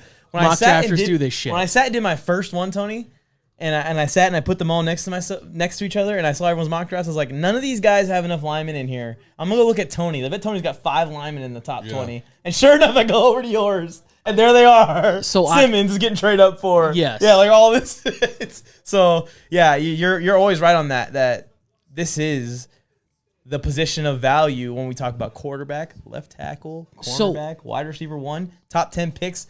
You put them in these positions when you're trying to rebuild a team like the Saints are. Especially when you have a quarterback afraid of getting hit. Or no quarterback at all, which is where the Saints are, in my opinion, right now. Joe, shots fired at his boy Derek Carr. He likes Derek Carr. He's not saying that Derek Carr. He's He's talking about Rattler. Fan, and what does your defensive end always say, or your old defensive end always say? The Chargers East defensive end. Joey Bosa said that he used to flinch at Derek Carr, and Derek Carr would throw interceptions. Flinch at him. The reason I like the Kelvin Banks pick here is you get the opportunity to say, hey, Penning, like it's now or never to figure this thing out, right? And The Trevor Penning draft, was that the 1 year that Kellen Moore was actually... No, that was the year before. My bad. So Trevor Penning, this doesn't work out. Camp battle with him. I think he's at right tackle right now. So you have a camp battle between Banks and Trevor Penning, and then if whatever doesn't work, that you try that player at guard. Like Kellen Banks, put him at guard for a year. Yeah. Get whatever you can out of Penning, because they had Ramczyk retired, right? He's done. So you got to get. Hey, these picks are going quick, huh? Is this a pick? I don't think this is a pick. Yeah, the pick is in for the Bears. Oh, my gosh. No, this is good for the recording. Go ahead. Speed him up. I think I have the Bears taking Walter Nolan. And you know what? This draft is working out perfect for San Francisco. Yeah. To get him a defensive back or somebody in there that... Any defensive piece, honestly. The Chargers, too. Because the longer number 44 falls, I think the longer 18 falls. Oh, yeah, if 44 gets to Indy, we're feeling good, Tony. So somebody did make a really good point about the Bears taking Tyler Warren here and being able to run that 12 personnel. With Cole Kmet there, though? Yeah. So then you're able to get those two tight ends on the field at the same time and really just start to create huge mismatches in the run game and also in play action pass for Caleb, and just get him a lot of really easy throws and a lot of one-on-ones for DJ Moore and Rome Odunze. And I was like, I really like that, like the idea of that. And I think Ben Johnson will be the person to like put all of that together, you know, and like in the second round, like they go out and find, you know, like Caleb Johnson or a running back that can be, you know, like a big playmaker for them. I can also see them just going one of these big D tackles too, like Bears you said. Have 2 early second round picks, like back to back. It's like Bears pick and then I don't know, somebody picks between them and then the Bears pick again, like early on day 2. Like they really, so they can really strategize here. Yeah, they have a chance to go get more playmakers. Like they could, in my estimation, Bears are hyped. If I was the Bears in this spot, I just think the value of somebody like Walter Nolan. If he checked out with you guys, like whatever you always hear rumors with the character stuff or whatever it is, like he did this or didn't do that or whatever. It's like, okay, is it something you can work with? And if not, like, do we have this player that's going to ruin games for the quarterbacks in our division? Because there's 3 good quarterbacks we have to play, and Montez Sweat could use some help. Like we could use somebody who's going to go get 40, 45 pressures as a rookie on the interior of our defensive line and getting the ball back for Caleb. I want Kenneth Grant to keep falling as well, so let's stay away from him.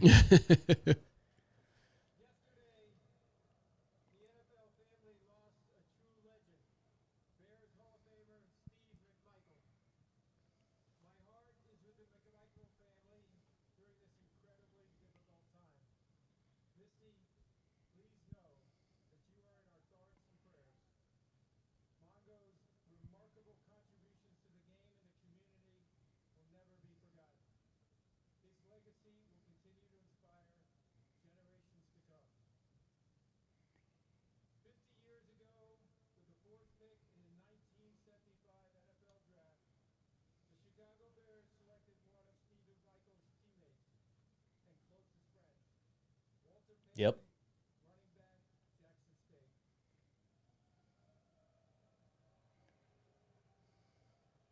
Drafting a running back at 4th overall? Yeah, who would do that? Come on, man. So dumb. Top 6, I would never. How did that work out for the Bears? How was he? I don't know. I want to Google him later. Different time, Tony. I don't remember him scoring a touchdown in the Super Bowl. Do you? That's true. He didn't. Because he had to give it to the fridge. Yeah. That was the old school tush push. When the fridge got the ball, he'd be scalping Walter Payton's touchdown instead of Saquon's. Yeah, Ditka talked about that being like. Speaking of Bigka, here comes Ditka. Regret for him. Ditka gonna draft a tight end.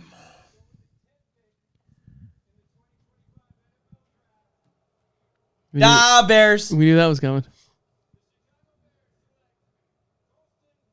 No! What? Colston Loveland. He went over Warren. No. Oh, whoa. No. You know what's crazy? Is on the Bolt Bros podcast, I was saying that if they go Loveland at tight end 1, don't be shocked if the Chargers are in position to pick Warren. And my whole argument is that, yeah, they're both great receivers, but Loveland's like more of the pure receiving tight end. I don't understand this. I would rather have Warren. I'm a huge fan of Loveland. Like I have the Chargers in all of my mocks drafting Loveland. I had like. We talking about what Warren does as a blocker. Compared to Loveland, my favorite player in the draft. I've been telling you guys for 2 years, texting you guys, Colston Loveland. This guy, when he gets to the NFL, he's gonna be the number 1 tight end in the draft. He's gonna be a top 10 pick. Like, well, there you go. Top 10 pick. This kid is not my boy B-Flow like that. Jeez. And he's like, and I do think that he can get better as a blocker. Like, he's still so young. He's like a true junior. He's like 20, 21 years old. And he's just a horrible mismatch. And this is the same thing we just talked about with Graham. Komet and Warren is the same thing that they can do with Loveland and Komet. And like you said, you can have the two guys right here, and it's just whoever you fall in love with the most. So true. If you have Warren and Loveland, at the same level, after that, it just depends on who you like the most. I wanted Colston Loveland on. I will say this. There are certain players that were rumored so heavily to certain teams, and I would see like every 5th mock draft would have like the Broncos somehow landing Colston Loveland, and I would not have been able to deal with. Well, that's what I was worried about. I did not want him. I did not want them to jump us and then draft him. Is what I thought they were going to do. And the Broncos have been like all over the trade market rumors, so I thought that's who they were probably going to be trading up for. Well, even in my mock, I had the Rams jumping the Broncos to get Loveland. Yeah. Because now let's see what the Niners do. The pick is in for the Niners. This is going in. This is interesting. It's going smoothly though. It's not been too plot twisty yet. Yeah, this was a plot. This is the biggest one so far.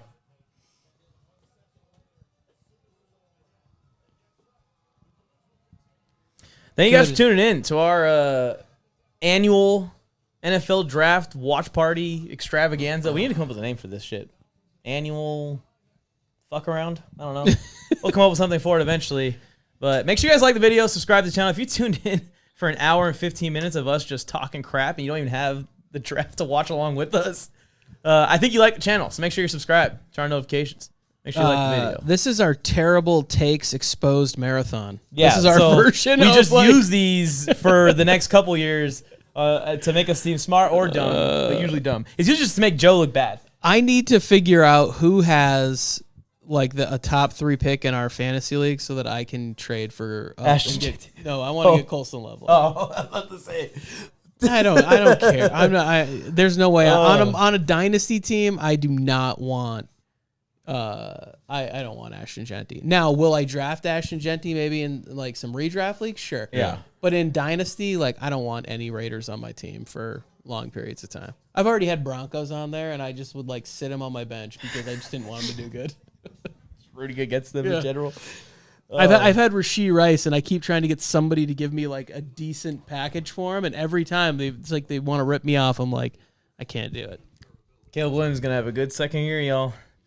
Everyone's been telling me that I've been having this argument, but that Caleb Williams is gonna have a way better year next year than Bryce Young, and everyone keeps calling me an idiot. I'm like, what are you guys talking about? Is anyone else watching the same football games as me? So when the Bears, they have such flexibility in that offense because both of their receivers can play in the slot. They both can play outside. Now you have a tight end that you can actually line up outside. Like it's tough. I think part of the reason that people were so down on Colston Loveland this year was because the quarterback play for the Wolverines was atrocious, right? Like it was really tough for me to sit there and watch the Michigan games for 3 hours this year being like, come on, man. Like, this is the best you can do. Well, we have Bryce Underwood now, so it doesn't matter. Michigan's going to be national champion again. It's going to be fantastic. Back. The watching him this year, it just wasn't the same as it was the first 2 years. But he's a sensational player. I'm happy for him. I'm happy for the Bears. And screw the Bears. Should have let him fall to us. This is now who do I want the Chargers to take? Now my number 1 is Kenneth Grant, Tony. Wait till hype season comes when we start like making our predictions for who's going to win divisions. Colston Loveland's going to factor in heavily to how high I put the Bears. They'll be like, keep this catch that he made in camp. We already know that in. division is sealed. That is packed up. But might as well not even do it. Might as well not even have the season for that one. I see that division's already won. They don't even need to play the year out. And this is like, I think we're getting to the point now where like the NFL is just such an offensive driven league that like this in a draft where they talk about the strengths of the draft and they talk about being defensive line, right? And we're still seeing like tons of offensive players. Like nothing changed. It's still like offensive linemen, wide receivers, like quarterbacks. These are all the players that are being drafted here. Like, would it shock any of us if somehow Kyle Shanahan has convinced John Lynch to draft like Golden, or like I wouldn't be shocked at all if they were like San Francisco has to go defense. That's what I was thinking. I think so too. This but could be offensive this could be line. A lot of their DB. defensive players have gone. They've salary capped. I think up it's defensive tackle. They have to go. They have to go defense. Just don't take Kenneth Grant. Take another one of the defense tackles. I think Walter Nolan's good, Tony. Put Nolan here. They have a lot. I had who did I have? Oh, I had Mike Green going. Yeah, Mike Green. That's a good fit. Even Boza's getting injury. That was my one change. Up Is there in I age. put Mike Green to the Ravens in my updated one I sent to David, and then had the Vikings draft someone that's actually available too. That was key, but I was gonna joke about that when David's like, "Wait, why would we want to do it points per?" I've been there before. I flew out of there before.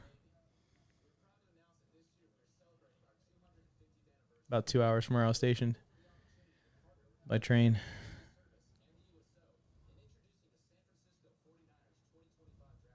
Here we go.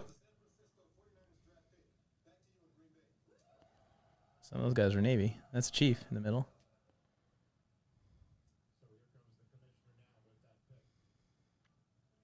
The guy I got the fish from, 49ers fan, so he's watching this right now. Shout out Tom. You know what else I like about not doing this show live is that I don't have anybody ruining the picks for me. Like we did last year. We don't have to It was worry like about that. We can just like my texting. phone's obviously doing stuff, but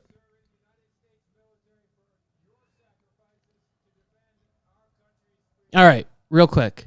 What do you think? I have a weird feeling now. This is like I'm going Nolan. I have like Jade Barron or Will Johnson. I can see it. I had them going NFL corner. draft. The San Francisco 49ers select Michael Williams. Oh, there we go. So we said defense. This is the argument. Who's the better pass rusher between Michael Williams and Jalen Walker? But my thing is, I think a lot of teams are looking at Jalen Walker as like kind of a hybrid. He's an outside linebacker, off-ball linebacker, and edge rusher, right? This guy's just a pure pass rusher. Was it 6'5" in like an eighth or whatever that was? So him and Jalen Walker are literally opposites. Yes. I always thought that he was going to go before Walker because of the size concerns. And I don't know if Walker fits as either, even though he's really good at both. He doesn't fit perfectly as an off-ball linebacker. He doesn't fit perfectly as an edge rusher either. And this is something I think San Francisco needed to work on was their defensive line or just their defense overall. Just getting quicker back to the quarterback. Hargrave's out of there, right? Getting back to their old school Niner defense. If you look at the roster for the Niners, it's really bare. It's rough, Like they lost a lot. They got a lot of work to do. They probably need to find like 6 starters in this draft. Yeah. That's a good pick. That's a good pick for the Niners. And like we said, when other players are going up high in the top 10 that you weren't expecting, and you see people falling, this is where you see it. Now Dallas is on the clock. Now this is a good choice. Jerry Jones can actually make a good pick this year. Who would you say would be their best pick? For Dallas, if they want to go, if they want to go, I don't have the opening thing on me right now. But if they want to go defensive back, I would say go there. If they want to go, He mocked defensive back to them, Me? right? Didn't you have Barron No. to Dallas? I had the Oh, I had Barron to Dallas. I mocked Barron to Dallas. I had the Cowboys trading up for Jeanty at 8 Yeah. I could see the Cowboys going DB here too, Joe. I think or 9. I think they're kind of not souring, but I don't think they view Trayvon Diggs like they did when they signed him to that deal, and they'd like for him to stay with the Cowboys and take a discount or get out of that business entirely. So we'll see what happens, but I think they could be taking corner here. They seem very pumped. This is always how they react. Oh, it doesn't matter? It's always a show for them. They're like, Jerry, pass the phone. Come on, bro. Do you think that they are drafting edge rusher to replace Lawrence? That's a good point by Rich there. So, I think that edge is on the board. For some reason, I feel like that they do all this talking where it's like, we're working on a couple of big trades up here, and we're doing this and that, and then they're going to draft Tyler Booker. You know, like they're going to... Here we go. 12th pick. I'm glad the Packers are booing the Cowboys. Yeah. The Dallas Cowboys select Tyler Booker, guard. I told you. How'd you do that? Because they do this every single year. Jerry goes offensive line, and they do this. You just spookily called that. They do it, but they do it. Go pull up like their last Booker. It's Booker. See, no matter if I like the Raiders draft pick or not, I can always rely on Jerry Jones to make me feel better. You know what I mean? Is their Tyler Smith pick again? No, but Tyler Smith has turned into a hell of a football player. Yeah, even though we said when they picked him. In that draft, it was like, we're looking at this position and that position, and we like corner, and we like this player, and we like that. And then he goes, we're going with, what was it the last year when they drafted Guyton, like the Oklahoma tackle? And now they're doing it again. Like, this is 3 times in like the last 4 or 5 years that they've went this route where they talk about something and then they do the exact opposite by drafting a player that is not that spicy. Like, the reason that more offensive linemen aren't in mock drafts is because mock drafters don't want to sit there on their live stream for an hour and 58 minutes and talk about offensive linemen because the fans don't want that. The fans are like, we want Golden, and we want Warren, and we want Jeanty. And it's like, okay, but you still have to protect your highest paid quarterback in the league. Like, I think this is a good pick for what Schottenheimer's going to want to do. He's going to want to get back to running the football. And if in the 2nd or 3rd round they get like a Quinshon Judkins, I'll be drafting them. They will. Couldn't have said it better myself, CD. You're a smart man. He said basically, for the viewers at home, exactly what Tony just said. Tony, you called this pick better than I've seen you call any pick. You save this clip, all right? This is the one where you just sit here and you just break the whole thing down right as it's happening in the moment. You predicted. But it's what the Cowboys have been doing recently. True. Like, it's true. Even a few years ago where they go like... Imagine going to a draft party and then just guard. That's how it was when like I was so excited for Zion Johnson, which I am still a fan and still think he's a better player than the internet does. But like, it's not the same that when...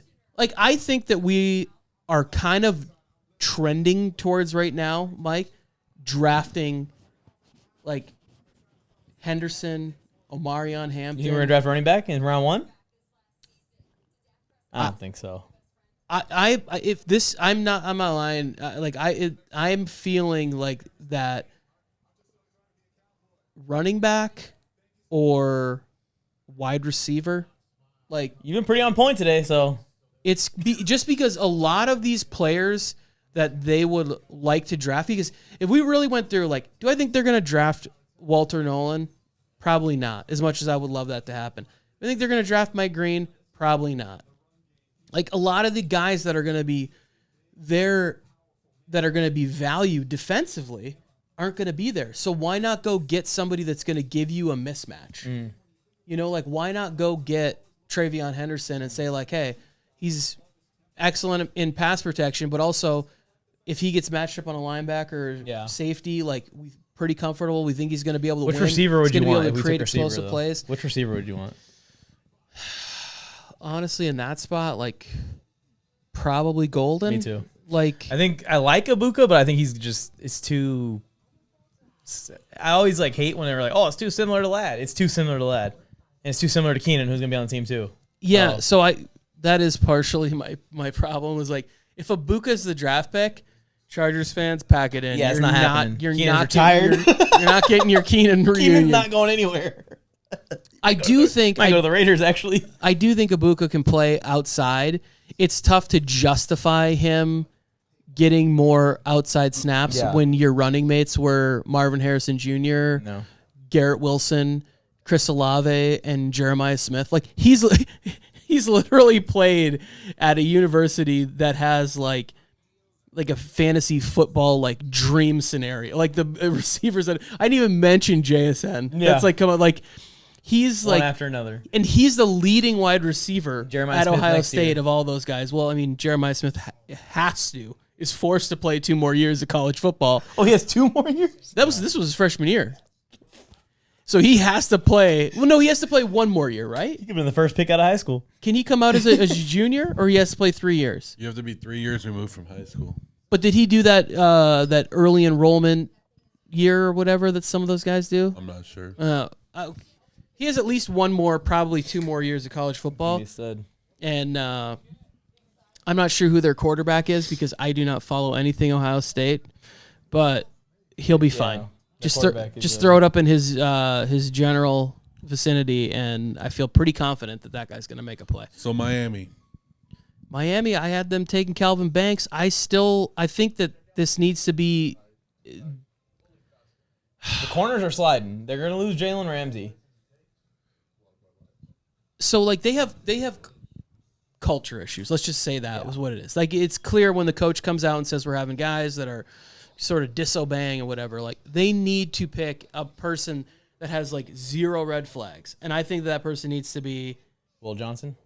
Offensive line, defensive line, but even with Will, it was like part of that thing where it's like people were questioning, did he quit on Michigan last year because they were bad and he was just getting ready for his NFL career, and it's like you don't necessarily want to be drafting that. If any of those rumors are true, I don't know that.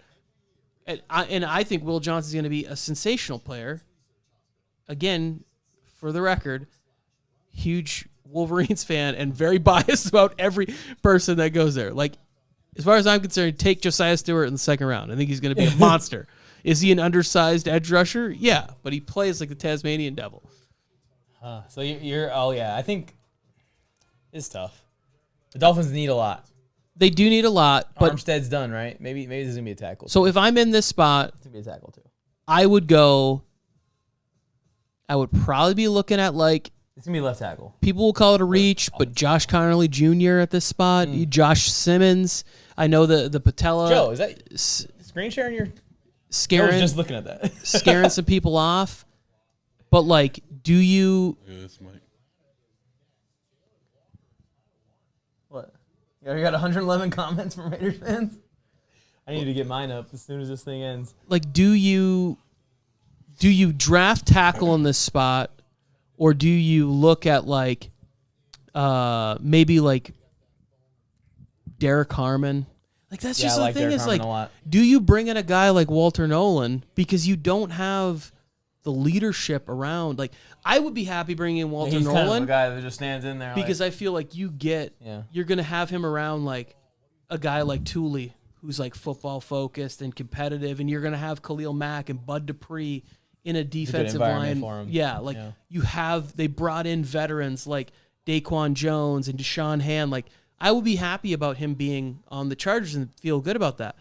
But on the Dolphins, like, if any of that stuff is like really true about how the locker room is getting along, like, I don't know if you could take a risk like that.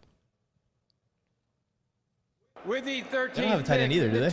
I'm going Jade Barron. NFL draft. The Miami Dolphins select Kenneth Grant. There you go, right there. What a Kenny Grant. That's a good pick. Good pick. pick. At least 5 more picks till he goes. Good pick for Miami. Damn it. Went a little earlier than I thought he was. Okay, to the Fins, man. He's a good player. I was talking about D-line, and I was like, I'm not going to say Kenneth Grant out loud because I don't want to put it into the world that like. But we're screwed. He's exactly the player that I was talking about. The person that you want in that's just going to be like, I love football. I'm dedicated to football. Yeah, you love seeing him chase a guy down because Colston missed a tackle. Great pick. That's a good pick, man. This guy is a dog. And this is another reason why I'm just saying, like, I feel like offense is the direction that they're going to go in the first round. They're all getting spent. Because all of our guys. all of those, like, they're sliding. Good for you. Good for you, Kenneth. Well, Warren's still on the board, Tony. If Warren's there at 22, what are you doing? You gonna do a flip? I can't do a flip. I'll try for us. I can't I'll do it for a both flip. of us, and then I won't be able to do flips anymore either. I can't even do the heel click anymore. I can't do anything. The arthritis in my ankles and my left knee is so bad. It's Miami out of control. getting their Christian Wilkins replacement, I guess, huh? I just think that if he reaches his peak as a pass rusher, like, we're really going to see, like, an all-pro level defensive Yeah, he's lineman. one of the best in the league. This is why I wanted to fall to the Chargers so badly. So I will say this, like, of the two, I thought Mason Graham was the better run defender, where I think that as massive as he is, there's still the opportunity for him to like get even better, right? Like, so where, like, he'll be better, like, he could take that step of being better at taking on double teams. But when he gets the singles, like when Dexter Lawrence gets a one-on-one, good night to whoever it is. You're screwed. When Vita Vea, even Vita Vea, when sometimes he gets a double team, but he gets a little pissed off. Double team. He's just like, all right, both you two. Just throwing dudes out the club. 300-pound dudes out the club. All right, Colts, go offensive line here. We got to give Jonathan Taylor his 2,000-yard season next year. This is to me like... Everyone said tight end for the Colts. Every mock I've seen is tight end. I have Tyler Warren to the Colts, but I will say that if I were the Colts, I would be looking at Gray Zabel. I'd be looking at somebody that's what I had. That I need a center, I need a guard, I need somebody in the middle of that offensive line that's going to be there. Now, traditionally, it feels like in the first round, Ballard always just takes the freakiest athletes. Like he's like, hey, he's Warren. like, who's got the highest RAS? Yeah. Come on down. You're an Who Indiana. can jump the highest? No, don't do it. Don't do it. No! Oh. Pick after and there pick, goes your Tony! tight end, Tony. Pick after pick. And there goes your tight end. Chalk. Chalk. The good thing is they have a quarterback there that can find a tight end. And they actually have two good quarterbacks there, Danny Dimes and Anthony Richardson. Yeah, I think that he had such a sensational year highlight-wise, but like the year before, he wasn't even he didn't play over Theo Johnson, the Giants tight end. So like is such a monster year that people were like, could he go 5 to the Jaguars? Like that's how good of a season he had. And I think that he just loves football and can do so many different things that it's like the Colts added a player to the offense to me that's like, okay, this will make it better. The issues are the quarterback's going to be good enough to get him the football? Because that's the issue. It's like if you look at the Colts offense, you're like, could you imagine if they dropped Aaron Rodgers into that offense and he's got Downs, Pittman, A.D. Mitchell, Warren, and Alec Pierce, Taylor out the backfield. Jonathan Taylor, like this. People don't know Taylor quietly had like a 1,600-yard season in 12 games last year. He just went nuts. This offense is loaded. Now, do they have some holes in the offensive line? They lost Ryan Kelly and that's why I wanted them to go the line. Guard next to him. Will Fries went to. They both went to Minnesota. Yeah, Daniel Jones is great under pressure. So is Anthony Richardson. Both of them. It's their strength. I think they got to figure out some stuff on the offensive line. I mean, hey, if they want to move a third-round pick, Trey Pipkins, how'd you like to go to? Wouldn't mind that. Atlanta's on the clock next, so you know who that means. Shedeur Sanders is going. Shedeur Sanders to the Falcons with FedEx. So I want to say this about the Falcons. I thought that Kirk Cousins showing up was like, all right, you guys don't want to trade me. You are paying me all this money. I'm going to show up to every single thing, and I'm just going to whip this kid's ass in every drill. Like the veteran's gonna go in there and be like, this is how this looks. Like he's gonna make shit awkward where it's like the guys after practice are going like, man, Mike had like 3-4 interceptions today and Kirk was just cooking out there. Like just start, you do not want that in your locker room. And I still think Cousins can play. Like I don't know if he's the same as he was a few years in Minnesota, but like when he's healthy and fresh and ready to go and hasn't been hit at all, like he can go out there in shorts and just light it up, I would imagine. Like he's a good quarterback. Kirk go chain. He will make shit uncomfortable, and that's how he gets his trade to the Cleveland Browns. Yeah. And then I'm back with the Browns, baby. Winning the AFC North. Don't start. Well, because I keep always I always put that in our group chat. Like, and Tony always says, well, money talks, because when they signed Myles Garrett, they had to tell him something. And Myles Garrett has said that he knows who the quarterback for the Cleveland Browns would be for next year. And it can't be Joe Flacco. I mean, it can be Joey Flack the Dom, but like... Yeah, Miles probably likes Joe Flacco. Think about his experience with Joe Flacco and how bad the quarterbacks have been in Cleveland, and then Joe Flacco comes in there and gives them a breath of some kind of cohesiveness in the offense. What was crazy was like... He's like, wait, we can throw the ball. I think that his stat line was like 13 touchdowns, but like 8 picks in like 5 games or something crazy. He's where it was like down 10 points every game. Yeah, he was just like slinging it. He's like, this might be my last chance to throw football in the NFL. Watch this, Mom. Oof. Oh man! All right, commercial break. This feels like this Falcons draft are on. It's going quick. Rolling. Yeah, going quick. Which is what we needed. I'm here for it. The Falcons. I had the Falcons taking Shedeur Stewart, a little bit of a reach. Guy's gonna need some coaching. I'm starting to blank on who I had. I think that they are gonna go defense here, and this could be somewhere where they go DB. Although they did just sign AJ Terrell to a giant extension, so maybe they feel great at corner. I wouldn't if I was the Atlanta Falcons, but they feel great. So do you think they go linebacker? You think they go? I think edge rusher. They can go wide receiver. They can go. I think edge rusher. Oh, I had them trading out, so I'm probably way wrong on this one. Now that Jalen Walker's still there, I think Jalen Walker is going to be the pick. But I had Shedeur Stewart, who's like a monster opposite of Jalen Walker. But I think maybe they go with the Georgia guy, since, Atlanta, Georgia. No. So you're saying defensive? You're saying edge? Yeah, I'm saying edge. Oh, yeah. I had them trading way down and Michael Williams. I forget where I said I had him going before. I thought I had him going to the Saints. I had Jalen Walker. Oh, yeah, you had the Texans trading in here. Falcons didn't make the pick yet? They did not. But you might be right. Like, maybe the knee thing, like, worries enough people where, like, the Texans just stay put at 25. Just draft Simmons. You draft Simmons at that spot. We'll see. Or altogether, like Cardinals don't need tackle. So they must be trying to make a trade or something right now. If you're wasting this much time, yeah, I don't know. Because usually that's what you're doing. You're waiting till a minute left to. I also think there could be a little bit of the commissioner saying like, "Hey guys, we're going a little quick here. It's a little hot. We got to pay the bills. Yeah, we got ads to run.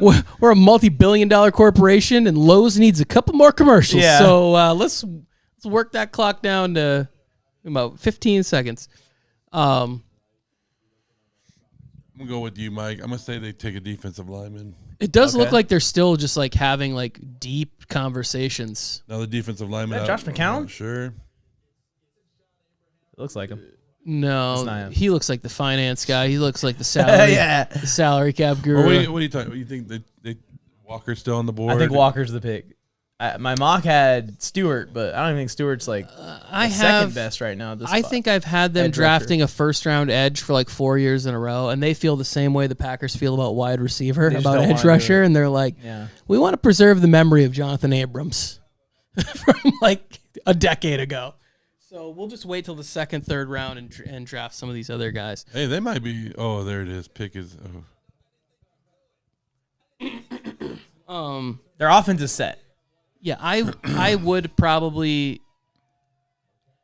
I mean, I would be going somewhere on the D line. I mean, we're still. I mean, look at that. Like, is Walter Nolan the Grady Jarrett replacement? Like, oh, that's a good take. That might be it. I still think that because they did draft a couple of edge players last year that just didn't quite work out. They went pretty heavily on the defensive line, and they got that Rook Aroro, and they got Trice from Washington. Arnold Ebukati, yes, there's still something that could happen there. So now I see where the Raiders are getting their strategy from. Tight end, wide receiver, running back, then quarterback. Then at one point you'll start building the offensive line. Then you'll move on from there to the. If this pick is offense, like it's just such a Falcons thing to do. What if they take Golden? Hey, it's me, Arthur Blank. They super reach on the next running back. It's like Bijan and Hampton together with Algier. Nothing would delight me more if this was like Jalen Milroe. Oh no! Oh man! It could be DB. I think D-line. Yeah. Damn, say the pick already. You're right. They did slow it down. Yeah. They're like, "Arr!" Yeah, they had to. I think last year we were here until like 9:45, but they're on pace to end this shit by 8 o'clock. Yeah, exactly. They're all like, "Hey, we got dinner reservations here." Yeah. And it's like, guys, you're in Green Bay. Everything closes at 9:30. Nothing's open. They need to hurry up and do it before something goes wrong with my recording. Something's gonna go wrong. It's too clean so far.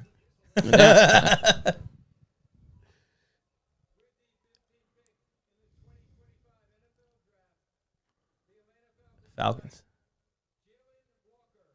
There we go. They still didn't somehow draft a true edge. Yeah, he's still a linebacker edge. Yeah, he's an edge-ish. Yeah, he's an edge-ish. I think he's got high upside, man. He's got potential to be like a Nolan Smith type player. He's fast. So explosive.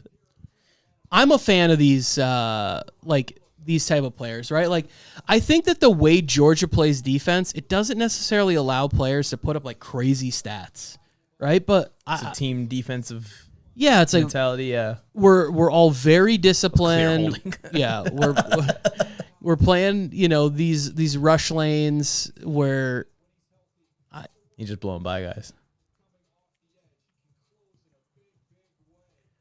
Yeah, that's something. Yeah, with the mobility at quarterback, that's something that I saw people ranting and raving about adding him. You're not gonna be able to get around the edge on this guy as a scrambling quarterback or get out of the pocket very easily, because the second you try to bounce it around him, he's just gonna chase you down and tackle you immediately. It will be interesting to see if he has. So, like, one of the things with Nolan Smith is like he's had elite speed. Like, he's got that. Does he have that ability to get the corner to bend, to sort of have that Von Miller ghost move situation where you're like, oh shit, like you're punching, like, where'd he go? And he's under your arm and your quarterback's in a pretzel behind you. Be that nuts. So if he doesn't have that, then does he have the power? Like, he has leverage on his side because he's 6'1". He can be able to, low to the ground. Yeah, if he has the power, like, I think he's a good player. I thought he deserved to go up towards, sort of Bengals or higher situation. We'll see how that would be a great pick for the Bengals. We'll see how he holds up and run. Hey, look, there's our guys. There's our guys down there. Oh, they're everywhere. All 20 of them. I gotta take a leak. Tony, you're the host while I'm gone. Actually, I don't host the shit. Any, mini, money, mo. No, I'm picking you. Fuck the Raiders. Oh my gosh. Cardinals, Joe. Do you think that we have an opportunity here for corner? We have a Will Johnson. We have a Barron. Maybe remember a few years ago we got to this spot in the draft and it was like, Commanders select Emmanuel Forbes. Like, could we see Maxwell Harrison with that crazy 40 time? I mean, anything's possible. And like I said, once you get to this part of the draft, it's basically who they fell in love with. And because most of the time you don't think, some teams are doing their mock drafts and they don't have people fall. And so they're, it will surprise you that so-and-so's still on the board. And they just continue to go with, then they go, oh, if everybody else is passing on them, We need to just go with our gut and who we think he is, who's better than him, and just go with somebody else. So you could see it, but cornerbacks fell last year, though, too. Remember, defensive players felt. No, I'm good. I'm good right now. Defensive players fell last year all the way to 14. Remember, there was not a defensive player taken until 14. So there's something about. We always say it's funny. We always say it's an offensive driven league, but why? When you saw last year that defense still wins your championship. Well, it doesn't. Nothing has changed about football, right? It's the coverage, the way we highlight the explosive playmakers, right? Like, so I was thinking about this the other day, right? When everybody's like, you got to get a receiver in the first round. And then I started thinking about like the A.J. Browns and like DK Metcalf and Devontae Adams and just all of the players that you can get in the second, third round of a draft that are championship winning level talented players. And like some of the teams that draft, super high have the same issues every year. Can't protect the quarterback. They can't get after the quarterback. They don't invest for those premier athletes in the first round of the draft. Like look around, like where's the one spot that's dominated by first round talent? The offensive line. Yeah. It's always like all the left tackles that are really, really good, they're all in the first line or first round of the draft. Or if you're the Eagles, you can be lucky enough to draft a guy who's never played football and turn him into an all-pro left tackle. Yeah. Well, now we're going to have Mike cut it out. The pick is in for the Cardinals. I don't know how I got ditched here. Apparently pizza and bathroom breaks time. But we'll just keep going. We'll keep ripping with it. Cardinals, fun team in a situation. So on my mock, I have them going DB Will Johnson. I think defensive coach could use somebody that might be able to play a little bit, a little press coverage, might be able to get more turnovers, get the ball back, and allow him to do a little bit more with what he has on the defensive line. They did bring in, I think they invested in Josh Sweat. Here we go. Cardinals about to make a pick. Cardinals Is this going to be offense? Walter Nolan. Oh. Walter Nolan. Mississippi. Finally. This is a great pick for the Cardinals. Yes. I love this pick for the Cardinals. I would love it for us, Tony. Again. Damn it. So Walter Nolan's off the board. Derek Harmon now is my guy. Derek Harmon's the guy I mocked to us. Yeah. I thought he had a real shot to be there. I don't know that they are as excited about him as I am. And also, Chargers? Too, there's some teams coming up that doesn't seem like the size guy for us. Well, I mean, he's pretty massive. He's 6'5", 325 pounds or whatever. Like he's bigger than 1,000. Yeah. I mean, his comp is Chris Jones. Like he's his body comp. But I just think that this move for them, they either needed somebody in the secondary or somebody to help rush the passer. Mm-hmm. So now they have Josh Sweat. They drafted the Darius Robinson. Was that the edge rusher, kind of the 3 to 5 technique player from Missouri last year? He was like a giant edge rusher. Remember that? Mm-hmm. So now they might have something cooking there where if in the second round they're able to get a corner that's fallen, maybe they get Benjamin Morrison. Yeah. And then, I don't delete the photo. And then they're able to have that like stud corner come in. Maybe they drafted a corner last year from Rutgers that I really liked, Max Melton. Maybe he has a second year jump. I had D tackle to the Cardinals. I had Harmon, but yeah, so I got the Bengals. I think they also need to look defensively here, and Shedeur Stewart. I like that pick. I'm a big fan of Shedeur Stewart and what he could be in the NFL, man. I feel like he could be a stud at the edge. You got just crazy size and athletics. He needs some coaching. He needs to develop some pass rush moves, and then how do you stop him from getting to the quarterback? Yeah, I agree. Yeah, like he's a player that I would love for the Chargers to draft and just say like, hey, you're gonna play rundowns and we're gonna let Khalil play on pass downs. The thing that would suck for that is that then it still feels like Thule's playing special teams snaps because they're not gonna ask Bud to do it. They're not gonna ask Khalil to do it. And then is Shedeur Stewart going to be a reliable special teams player in that scenario? Do you think they look at Thule as like an every down edge rusher, or do you think they look at him the same way as fans? I do. Because I sometimes think that they may think that he's kind of a third down pass rusher that, you know, can fill in, obviously, and has filled in at a very high level for us. I personally have full faith in Thule because I saw him do his rookie year for the whole year pretty much. Yeah. But this last year, they didn't really trust him as much as we did. Well, I think that it was more so about having, like, Bosa was... Just having a lot of guys. Yeah, Bosa was healthy-ish, you know, like he was on the field and, you know, active on game days and out there and making plays and having good games sporadically.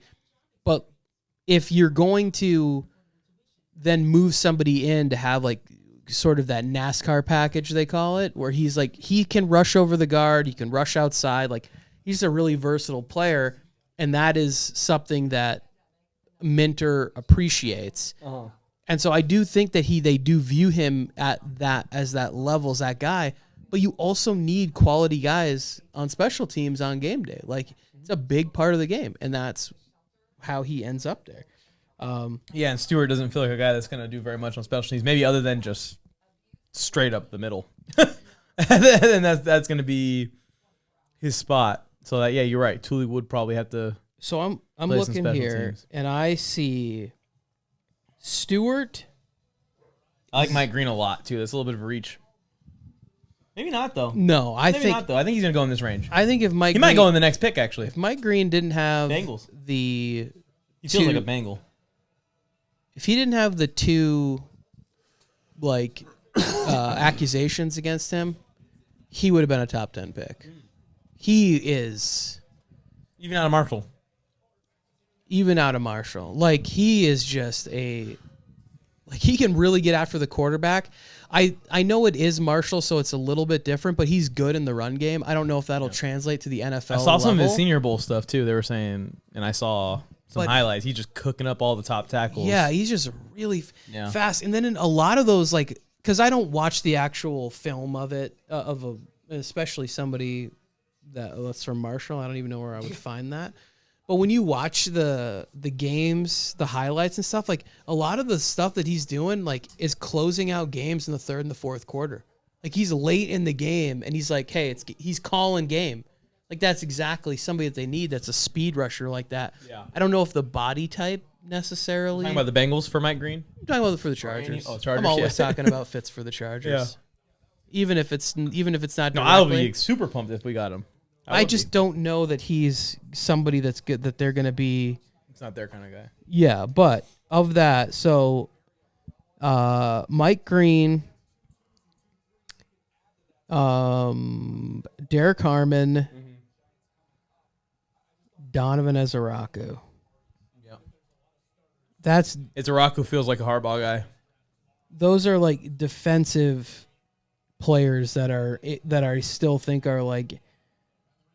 But again, Ezeraku, maybe not a great run defender. Completely out of mind. I did. We feel good at corner, but it's like Cam Hart. Is he going to be healthy? I'd feel really good about Jade Barron, and I'd feel really good about Will Johnson. He gives a good little element, right? A little aggression element. He makes it so that still feel like they'd be friends. he can go.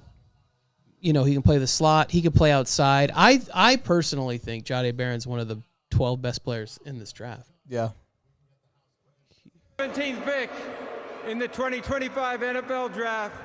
The Cincinnati Bengals select Shedeur Stewart. There it is.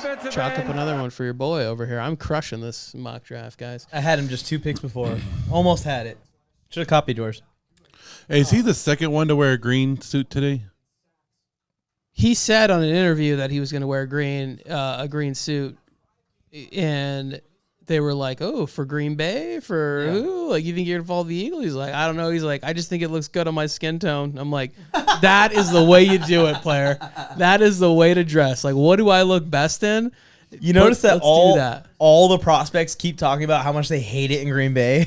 Like, the Green Bay Packers and all these guys are free agents are going to have no chance at getting a single one of them to come and sign. And they already have that problem.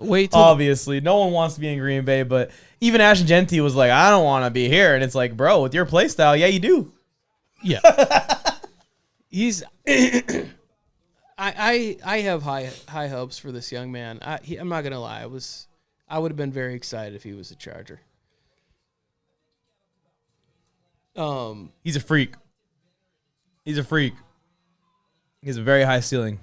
Top 10 ceiling for sure. Don't hurt him. All right, what's going to happen with Trey Hendrickson now, Joe?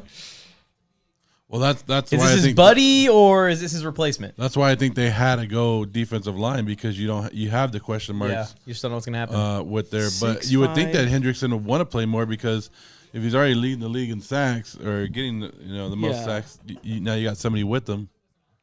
So I think that they're like, hey, Shamar, here's the game plan. We want you to just watch what this guy does all year, do exactly everything he does, be as good as him, and then we'll not pay you the same way we didn't pay him in 5 years. Yeah. We got 5 years till then. Yeah. So here's how we work. We're going to give you at least one franchise tag. I think that this is a tremendous move for them because, again, we talked about this before where it's like, if Miles Murphy hits and Chris Jenkins and Dax Hill and some of these, DJ Turner, they've been drafting really high-level players that haven't quite panned out. If the defensive coordinator change hits and they stay relatively healthy, like that defense could turn around in a year. I do think that Jermaine Pratt wants to be traded. Like that's a bit of a bad spot for them. Like I think losing a linebacker, one of your more effective players, kind of hurts. But like, it's findable. I think that it's a safe bet. The Bengals will use 3 defensive picks for every 1 offensive pick in this draft. If anything, they might draft all defense. Every pick defense. There's a chance. Say that again? The Bengals are going to pick 3 defensive players for every 1 offensive player in this class. Well, that would be... First 3 rounds, then an offense player. Or, if they draft in the second, then 2 straight defense. Joe, the Raiders signed a tight end. Yeah, I saw that. They really added some depth to the room. They wanted to like any thoughts they had of drafting a tight end in the second round. They're like, we can't do this. Hey, we got too many tight ends already, guys. We can't do it.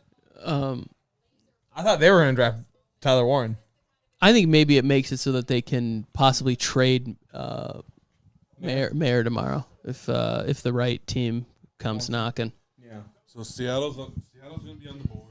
Yep. We're looking at. Yeah, Seattle's an interesting one. So I have Seattle taking Gray Zabel. I don't think I had Zabel, but I think I had them going to line also. The issue with this is that they tend to not draft first-round offensive linemen. Their O-line's always been great, huh? That's been the situation where we've all been like, why is Russell Wilson running around so much? So the picks in. I think Charles Cross has played pretty well, and Abe Lucas has played pretty well. They both kind of struggled with injuries, but they could use. I mean, you want this to work with Sam Darnold. The other player that I think would be interesting here is Matthew Golden because you have 2 sort of inside receivers. Is Matthew Golden? Do they think he's good enough, to play that X role for them? This could also just be this could be like the first wild card of the night where nobody had like Jaden Higgins in their first round. Just some random pick. And I do like Higgins, so he's my favorite second round offensive player. So keep your grubby hands off of him, Raiders fans. Seattle Seahawks select Gray Zabel. There it is. Tony, you are killing it, man. I'm crushing this thing. Screw Peter Schrager. Screw Daniel Jeremiah. Screw Mel Kiper. It's all about Tony Tucker in this bitch. This man has like 15 of the picks right. That's not true. This is insane, Joe. It's going. I know you didn't like break down his mock draft, but he literally has like 10 picks. It's going pretty well for me. You should have entered in some bigger competitions. This guy, someone that when I saw him mocked for the first time in the first round, I had to literally go and Google who it was. But I did too. The fact that he can play, look, they're showing him at center on the screen right now for those that can't see the screen. He can play center, guard, and tackle. He's going in Seattle here. They have a center, right? They have. He's probably going to be a guard. They have Oluwatimi, who was the Michigan center 3 years ago, but I'm not sure that he's... Because remember they had that thing last year where it was like their center just retired in training camp or something? Yeah, so... And this is Mike got mad because Daniel Jeremiah said that this was his favorite prospect in the whole draft. I mean, it is pretty interesting his what he can do because he I think can play. He sort of reminds me of like Joe Tooney. Yeah. Where it's like, "Oh, what do you need me to do, coach? I'll go out there." The tackle spot might be a little tough at the NFL level, but like he'll still get it done in a pinch if you needed him to. So if the Seahawks are trying to figure out what they need to do, like where does he need to go, I think they could try him at a couple different positions in camp and just be like, all right, this is your spot. I personally would go the Graham Barton route and just say, you're my center for the foreseeable future.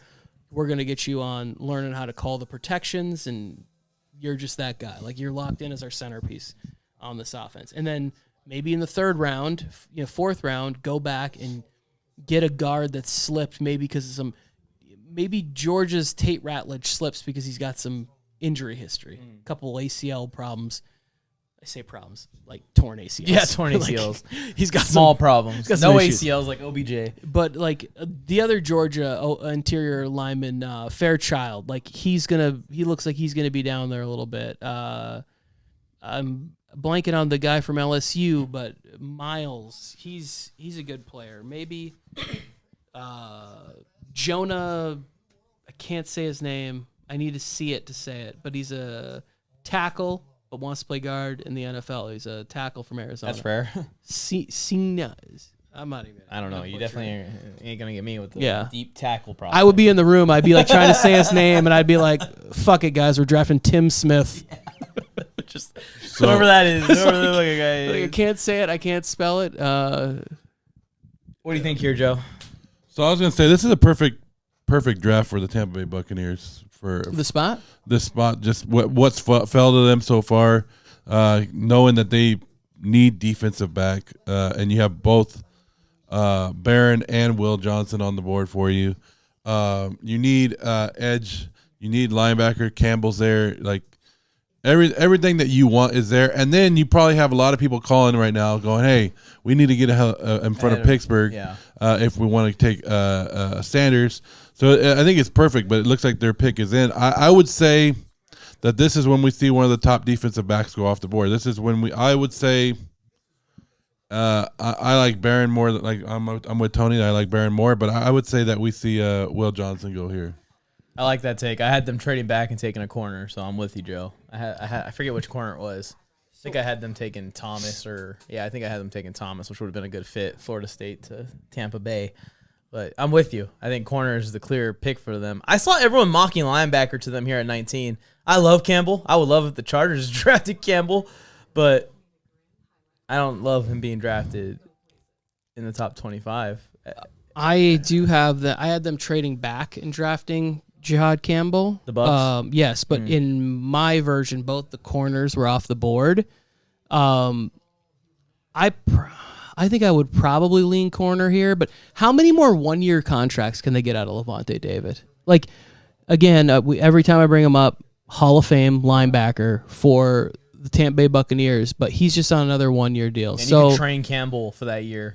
And you can also use him as an edge rusher, which is another situation where I know that they brought in Hassan Reddick, but Yaya Diaby had a really kind of a breakout year last year, you can rush Campbell off the edge.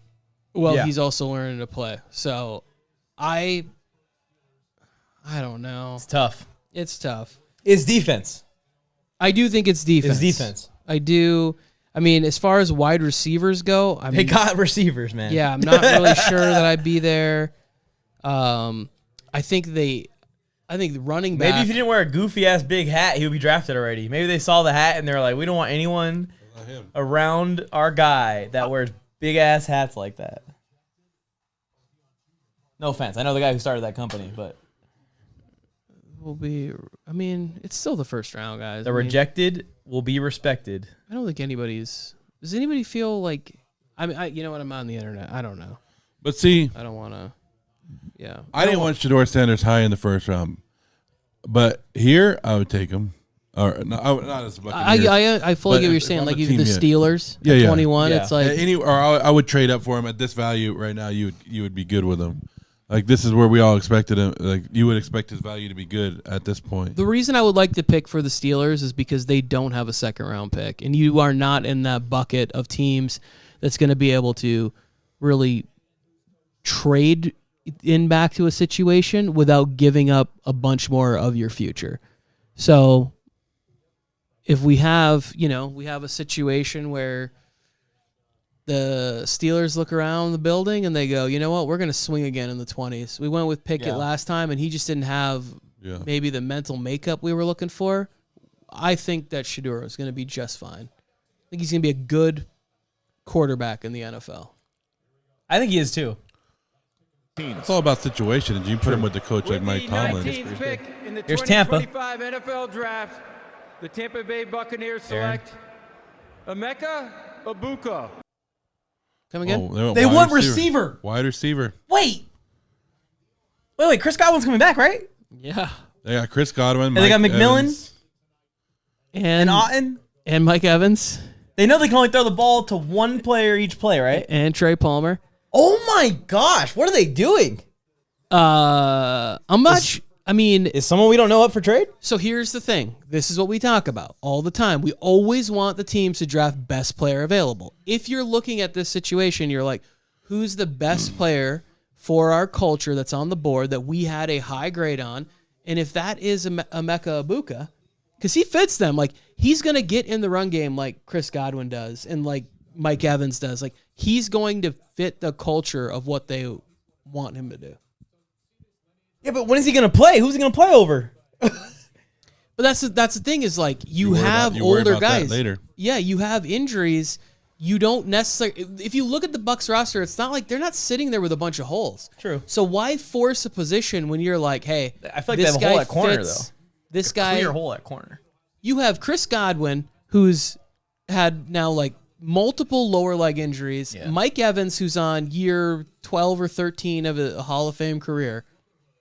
It's not a bad idea to just be like, hey, this guy's on our board. He's up there, and he might only have 400 yards receiving, 600 yards receiving his rookie year, and then as Evans Godwin hangs it more, up, or Godwin is now a trade piece at the deadline or something like that. It's like we need to make room for this guy, and a team needs a wide receiver in the slot. And I will say one thing. Yeah, I know Sean Payton loves our show. Fuck you, Sean Payton. You ain't getting Loveland, you ain't getting Warren, and you ain't getting Egbuka either.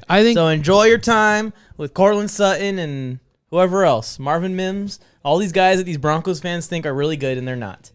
Bo Nix is going to get exposed. I was watching our draft reactions to Bo Nix last year, and I still feel the same way, Tony, with my chest out. What is it? That Bo Nix is going to be the worst quarterback of that class. I've never agreed with that. I know you haven't. Yeah. But you also... There's a video of me that I posted saying, please draft Bo Nix as the Broncos pick's about to be announced. I was sitting right next to you. But you can pair up... how good your memory was. You can pair up Patrick Surtain with Barron right now, Tony, if you wanted to. But that's the thing again, where it's like if you looked at the needs of the Broncos right now, you would not go, they need a DB. But if you were trying to make your team as strong as it can be at this position, don't necessarily force Omarion Hampton right in this spot right here. Yeah, because you would. Again, I would think they need DB because again, I think their need is running back, but you wouldn't go. You don't say go running back at that point. I think Riley Moss is very overrated as well from the Denver fans. I think Barron gives that defense enough versatility where it's like, hey, this week I would hate that. Your defense is gonna be you're playing nickel this week. Or maybe we push you outside, Riley Moss is going to play nickel. Or we're going to play you at safety this week. He just has so much versatility that every Texas game I watch, I'm like, dude, this guy's a problem for everybody. Against Colston Loveland, he's like, all right. And again, the quarterback play was not good, so it didn't help him out.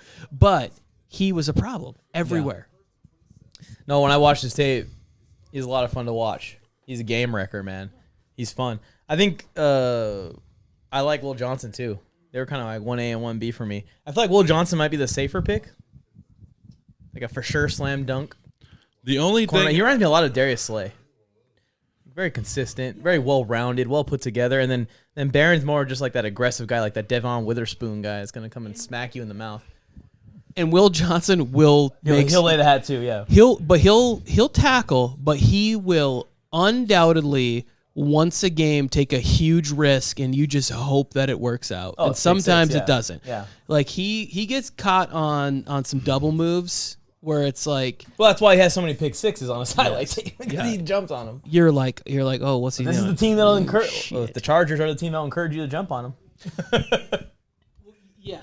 So I'm hoping. I'm starting to think Will Johnson. I'm starting to fall more in love with the idea of the Travion Henderson that I saw in or Hampton. So you thinking they're going running back right here? That would shock me.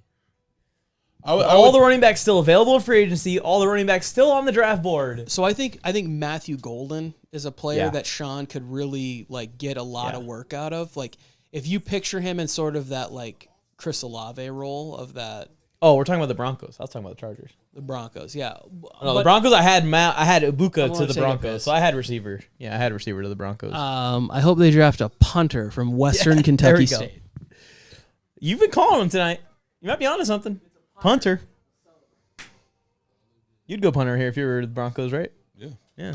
And the pick is in. I was just watching the clock. It went all the way down to 40 seconds. Jeez, so they are really trying to run the commercials. So they were trying to either that or they're waiting for somebody to call in because everybody is expecting Shedeur Sanders to go to the next pick at Pittsburgh. Doesn't mean they are. Doesn't mean Pittsburgh will go Shedeur Sanders. It would be a good landing spot for him. I wonder what it's like from Sanders' perspective. Like, do they kind of have an idea that it's not going to happen in the top 10 already? Do they already know the Raiders aren't interested? The Giants aren't interested in drafting us that high. Like, we are going to slide? Or do you think these teams tell the prospects that we're really interested in you and we might take you? We're probably going to take you at this time. They just lie to them. Because that tweet by Dion about the disrespected thing would lead me to believe that he felt like Sanders was going to go top 5 still going into the draft. Yeah, they felt something. It wasn't, but that wasn't from Dion though. Oh, it was from his son. It was from junior or whatever. Yeah. Interesting.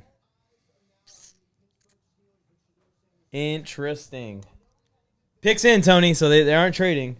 No one's going to come up and try and jump the Steelers for Sanders. Yeah.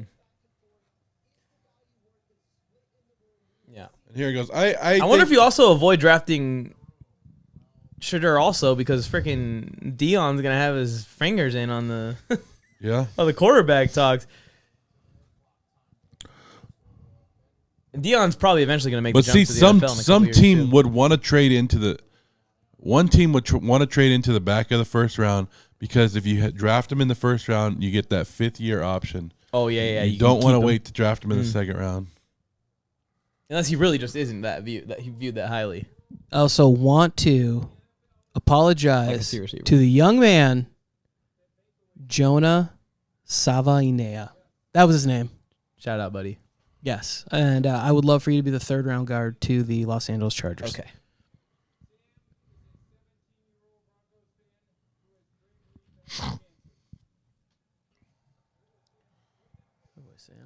And see, do the Broncos take another running back out of North Carolina? Oh, it's Brad Williams.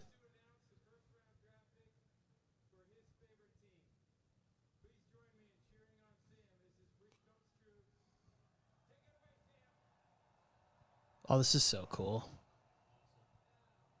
Oh, that was Wes Welker.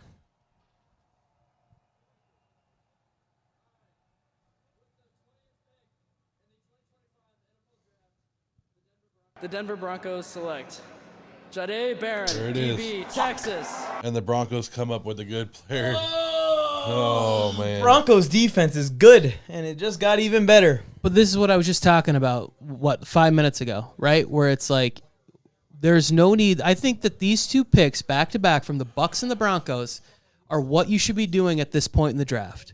No need to force this need. Like, there's no need to say, like, hey, Audric Estime is not really the guy. Jaleel McLaughlin is not an every down back. And don't go running back just because. Yes, don't push it. That's why we shouldn't do it either. Same thing with wide receiver. It's like, well, we do need to add weapons, but we missed out on Loveland. We couldn't get a trade to move up. We couldn't get a trade for Warren. We couldn't get there's no need to be forcing these type of situations. What are you gonna do now? Because when he played Denver, he just threw out all the other DBs and picked on everyone except for Pat Surtain.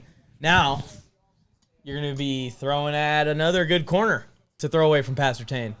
I watched that Broncos-Chargers game in Denver, and Pat Surtain came out of that game. Completely changed it right away. The second he came off the field, it was like a light switch for the Denver defense. See, this is what I'm talking about when the... It's not going to be like that anymore. This is what I'm talking about. The AFC West continues to do good stuff. The Raiders drafted a running back earlier when they didn't need to draft a running back to force the issue. Broncos need a running back. They need a running back, but they know there's 14 good running backs in this draft.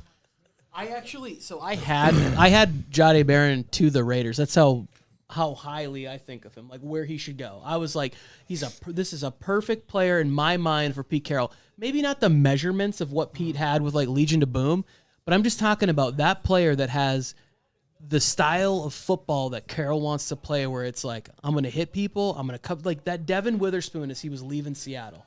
You know, like Witherspoon I don't think he had like the longest arms or like, but he played football in a certain way where it's like he was worthy of the 5th overall pick or whatever they had that year. That was my comp for him. So I made a video, Tony, yesterday, and I said, tomorrow's a draft, Raider fans. If Mason Graham's still on the board, that's who the Raiders should take. If not, they trade down and they take Barron. Raider fans killed me. They said, no, we want Jeanty. So the Raiders gave in to what they want. They got Jeanty, and now we see Barron go to our division rival.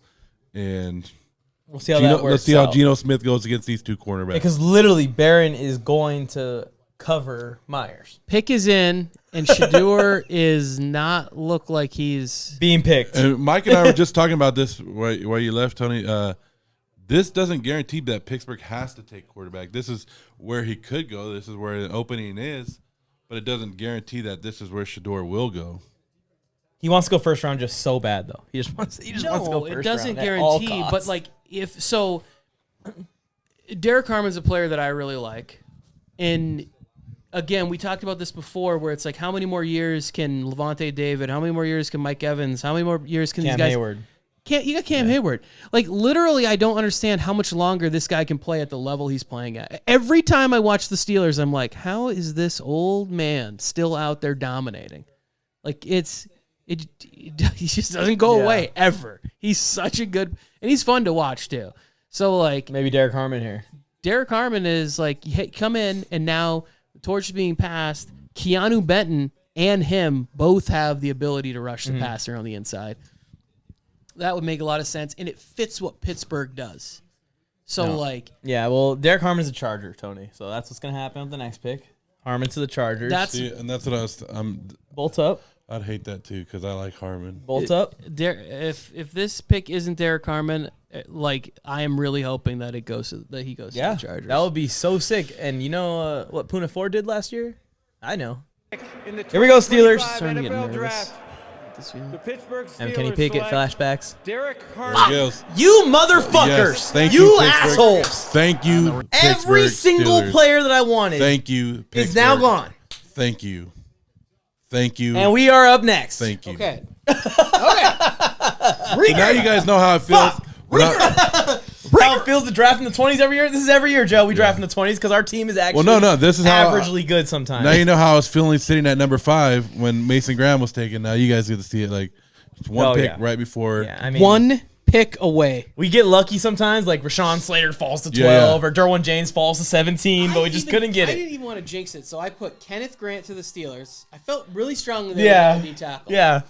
I've been saying this the whole time. At no point did I ever feel like the Steelers were going first-round QB.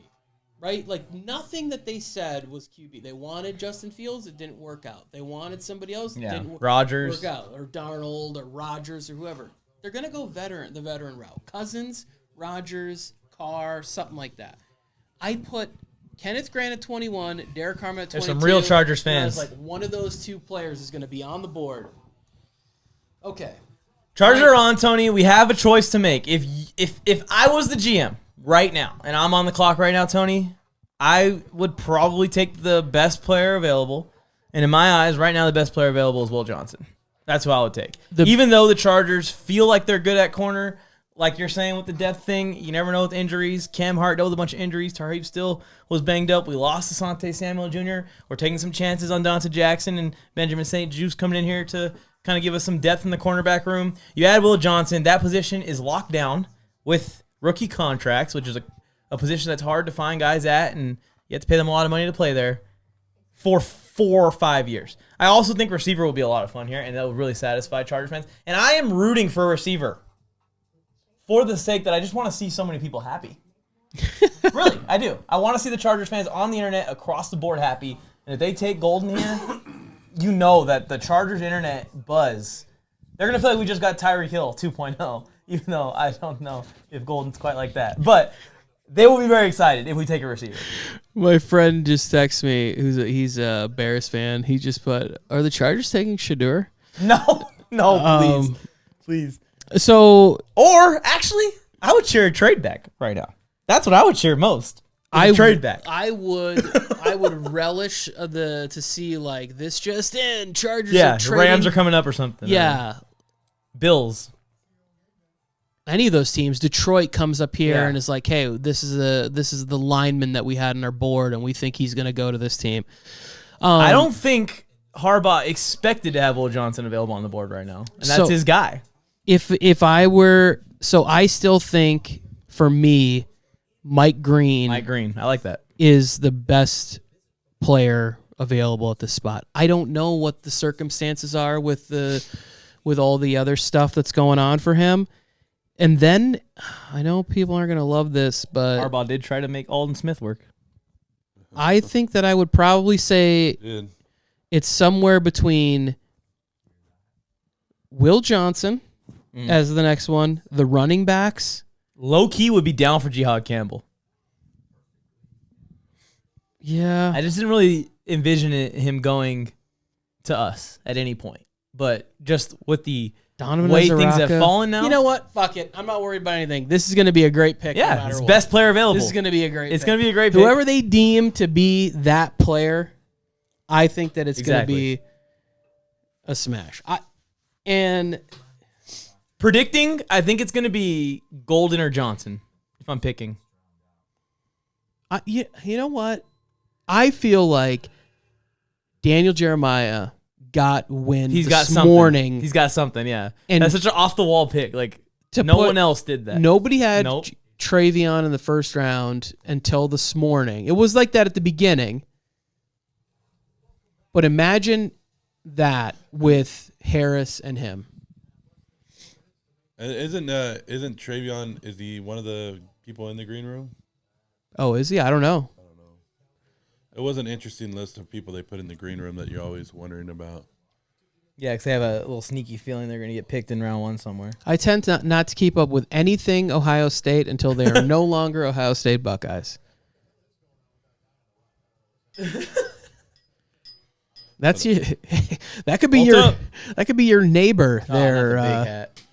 I would like to see. You don't know. Yeah, you don't know. I would like to hear Jared Wilson. Oh my God! No.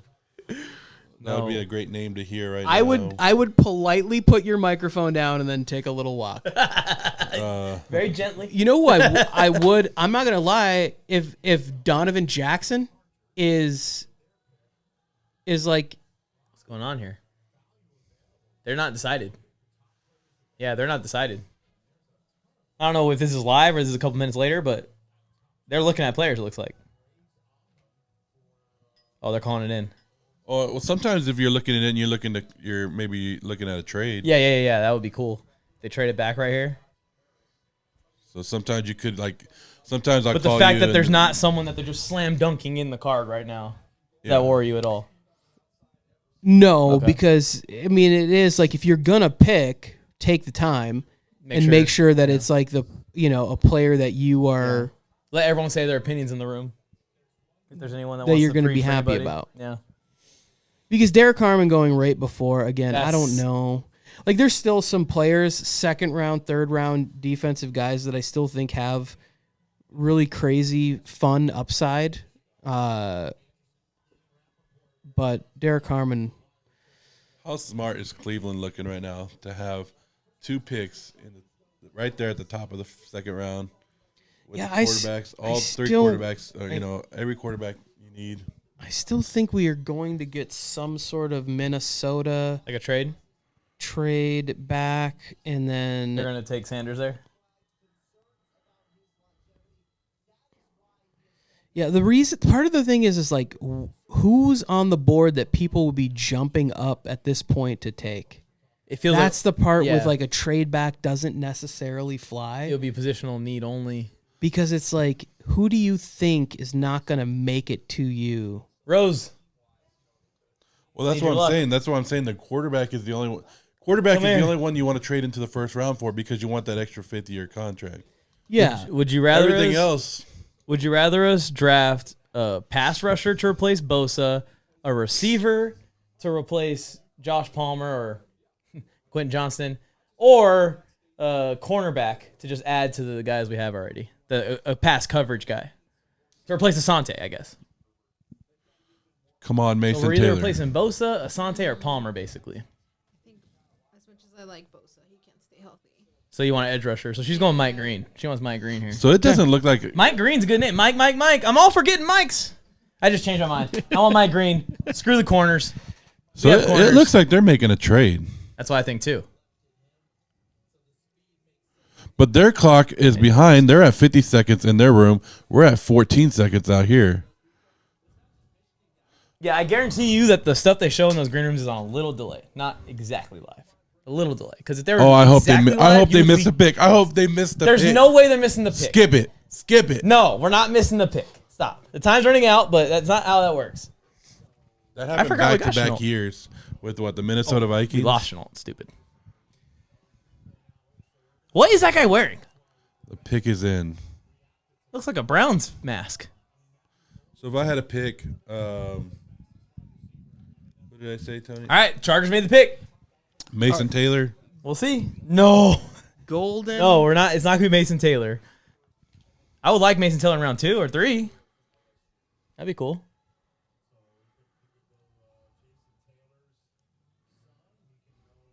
See, Jason Taylor's son. Isaraku, Johnson. There's guys. There's guys. It's going to be a good pick. It's going to be a good pick. Really, anybody but Sanders on this board, we're cool with. I'm good with it. I don't really want a safety, but I would be. I like these safeties. I would have to spend a lot of time defending Mason Taylor pick here, but I think it's going to be Mike really Green. Care. I'm going to say it. It's going to be Mike. Mike, predicting Mike to be picked by Mike's favorite team in Mike's house, on Mike's TV, with Mike's mics. Jake Majors. Mike. It. What are you doing? He's naming 5th round centers. We could use center. Yeah, we could, but not here. Not here, Joe. Okay. I think we're going running back. Don't say that, Tony. Here's the thing, Mike, is that like if you're looking at like who's the best players left on this board, like who's like going to be a mismatch, explosive game changer, like and I'm trying to think of like players that they would actually draft. Like it's gonna be D-line. So you don't think you need a defensive back? You don't think your I coach do. would I think take we a need one guy more that he defensive knows back. from Will Johnson? I just don't know if this is the Like he knows who Will Johnson is. I do. It's either Mike Coached Green or him. Will Johnson. I do. Okay. It's Mike Green or Will Johnson. All right, I'm all in. Will Johnson. 22nd pick Come on, Will. in the Running back. 2025 NFL Draft, the Los Angeles Chargers select Omarion Hampton, running back, Told North you. Carolina. Which is, I mean if he's you're gonna take a running beast. Dude is back, he's a badass. I just running feel back. like you guys just took all of my Najee Harris defense, crumbled it up, and threw it out the window. but really, like, he's more explosive than Najee. Yes, way more. Not even close. I mean, this is interesting. everybody said this could have been the number 1 running back in the draft. Yes. And you watch the way he runs, and you watch everything about him. He's like he's a. I hate to say it, he's a badass. And Yeah, he's gonna be a baller. He's gonna be a baller. I love the pick. I'm gonna have a bunch of 20. We're back, baby. We're back. We're back, baby. 28's back on my list. Let's go. I'm all in. Let's go. I'm all in for this. We just got 5 years of like a home run. Hampton, baby. Let's go, baby. Bolt up. Mike knew to get I totally want a running back. the. Let's go. I already knew. I was already ahead of the game. It's over. Oh, shit. It's over. It's over. It's over. I'm in. I'm That's all. for the thumbnail. That's for the thumbnail. So what you've learned is, and the Chargers learned that last year, is you can never have too many running backs. So if, again, we talked about this before, like, there's nothing wrong if the best player on your board strengthens a strength, right? Like, if you bring in Najee Harris. Now, this is kind of sucks for Najee because he had a lot of That's what I was gonna incentives say. worked into his contract, Yeah.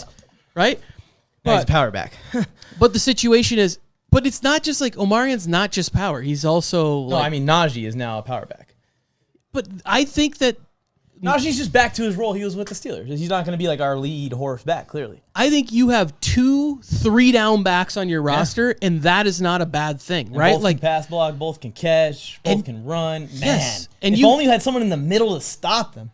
and you still, if you wanted to, bring in competition in the 5th or 6th round and bring in one of these pass catching backs that also brings special teams value to your team. Like, if you wanted to do that, you can still do that in like the 5th or 6th round. Like, it doesn't preclude you from double dipping at this position. Maybe when you do it, but like, to leave Omarion Hampton on the board right here, and then he ends up on like the Rams or something, or like the Ravens take him, and then you're like, wait, teams with good running backs took him and we didn't? Like, Yeah. you'd be like, Yeah, what yeah. do you? Why See, wouldn't we do that? I was thinking a good spot for him would have been Minnesota and just the next pick or Yes. so. Would it- Even though they already have like Aaron Jones and stuff. I'm just glad that we didn't super reach on a running back that wasn't even like in the range of going here. You know what I mean? And we could have gotten a running back in the second round of similar value, or gotten J.K. Dobbins back, who's a similar level guy. I'm glad that if we do go running back in round 1, we do go running back at 22. We went with the consensus number 2 running back, who everyone was thinking might be number 1. We went with a guy that can do it all for us. Doesn't have any size concerns. It's gonna be beautiful. Plug and play. He's gonna be an electric weapon immediately. Yeah. This is a great pick. Yeah, I normally wouldn't I'm in. cheer back in the first round, so that's And you my only already gripe. and you've already saw what the Chargers wanted to establish last year with Harbaugh. Someone And you just who added wears to it. 28 soured me on this for my life. So that's my problem. But I can get over it if Omarion fixes it for me. He has a superstar's name. I'll tell you that much. Omarion Hampton. That's what this Can is name a hotel kind of after. why I hate that free agency comes before the NFL draft, is why we don't kick the NFL draft up and then kick free agency back a little bit, because of players like Najee Harris now that Yeah, maybe he would've went somewhere wouldn't else. have came to the Chargers. But you would undercut their salaries. Like, the veterans don't want that shit. Yeah. Because they want to get as much money as they can, because if you're like, yeah, we kind of already filled that need, so here's what we can offer you, and now all of a sudden it's $4 or $5 million less than what it was. I think that, so if you know how we always talk about like getting off the bus, like what do you look like? If you're like looking now up to your schedule and it's like, shit, we got to go tackle Najee Harris and Omarion Hampton for 4 quarters. Like, we gotta deal with Mekhi Becton and Joe Alt on the right Yeah. side of this offensive line. It's like, man, if we somehow get to it's gonna Herbert, be he a doesn't long just- fucking day. You For know what I us. mean? Like, if you somehow get to Herbert, he doesn't just go down. And there, I know that we don't necessarily throw the ball to our running backs very often. Like, it would be nice to see some screen passes put into our it gives offense. you that option now. But hopefully this is a thing where it's like, hey, you have 2 running backs that can catch passes, and can make plays, and one of them happens to be like a home run hitter. Yeah. Like if you are just sledgehammering down the field with Najee Harris, then it's like he taps, hey, I need a breather, and then the next guy comes in and he's 5'11", 225 pounds. It's like, wait, when do we get a break? Their scat back is 5'11", 225 pounds. Yeah. Like, I mean, this is a nightmare. This is Gibbs and Monty. Gibbs and Monty, if Gibbs, wasn't 5'8". No. This is Earl Campbell and like Jim Brown. Like Earl Campbell and Jim I'm not saying the skill level. I'm not saying the skill level. Don't get carried away. I'm saying the play size. style. I'm The saying play the style. The size play of these style. human Yeah, beings is like, hey, how would you like to hit this player? Yeah. It's like, not very much. Well, guess what? We have another guy. It's like the Bash brothers they just assembled in the backfield. I'm all for this. And really, like, I think Kamani Vidal, if they don't address any more running back situation, like, he is a good, doesn't quite have the burst, but Hampton has the burst. Like, we're looking for ways to have explosive plays in the offense, and we just hit on a running back that has breakaway speed. Like, I'm all in on this. Well, everyone was beating the desk for running back the last couple of years.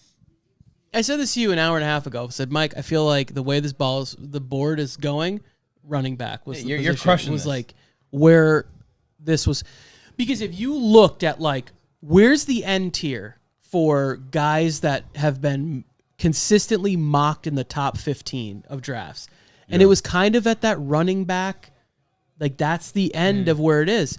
Because I have the Packers drafting Donovan Ezaraku, who's a player that I really like, but he's not really a Chargers. He's not going to play edge. He's not going to. They want power rushers. And if you go in the third round and all of a sudden you're looking at like Gelati from Louisville or something, big 260, gonna bull rush and stuff like that. Like they're gonna want those more style edge rushers than they will. Ezaraku, his former head coach, now the defensive coordinator for the Green Bay Packers. So let's bring another one home for the big guy. Come on, Donovan told me that Ezaraku. when I was doing my mock, Tony. I do think that if Green Bay is ever going to draft a wide receiver to get the positive reaction, say the name Matthew Golden right now. It's now. What's your prediction here, Joe?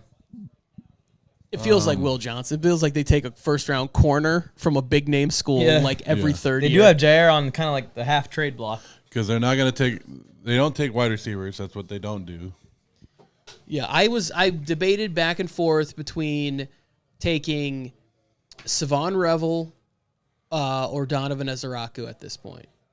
And I think I took Revel out of my first round because – of the Falcons never knee take edge injury. rusher. They took edge rusher. The Packers never take receiver. They take receiver. Here we go. That would be funny, huh? They flipped it. Hey, and Josh Jacobs said they need a wide receiver, right? Didn't he piss off all his wide receivers? They Yeah, way to wanted go. they wanted to go to. The one thing is If it is a like, wide receiver, they should trade us, Jaden Reed. they should be looking on day 2, day 3 to like say like, hey, Romeo Dobbs is out available. Like who wants a nice X receiver? But yeah, I would think they take Will Johnson right here. Will Johnson? I can see Will Johnson. The man who crushed my dreams by trading away Brett Favre. Hey, Mark Murphy. How are you, buddy? I don't know. Actually, I think it was Mark Murphy. Tell Tony misses you. Mark, you made the right decision. I don't know why I'm so bitter about it. I have a great life, and who cares? Yeah, you're a Charger fan. Yeah. Fuck the Packers.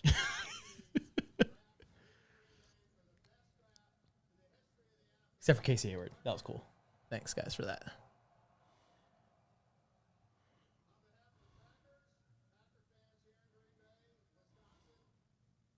Say the pick already. He's come on. He's like working the fans a little bit here. This is his hometown. He's been waiting for this his whole career.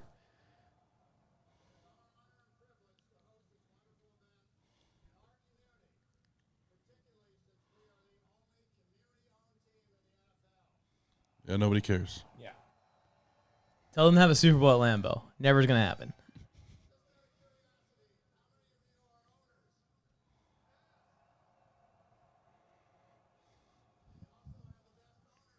With how much of paying taxes, we should own the Chargers too, actually.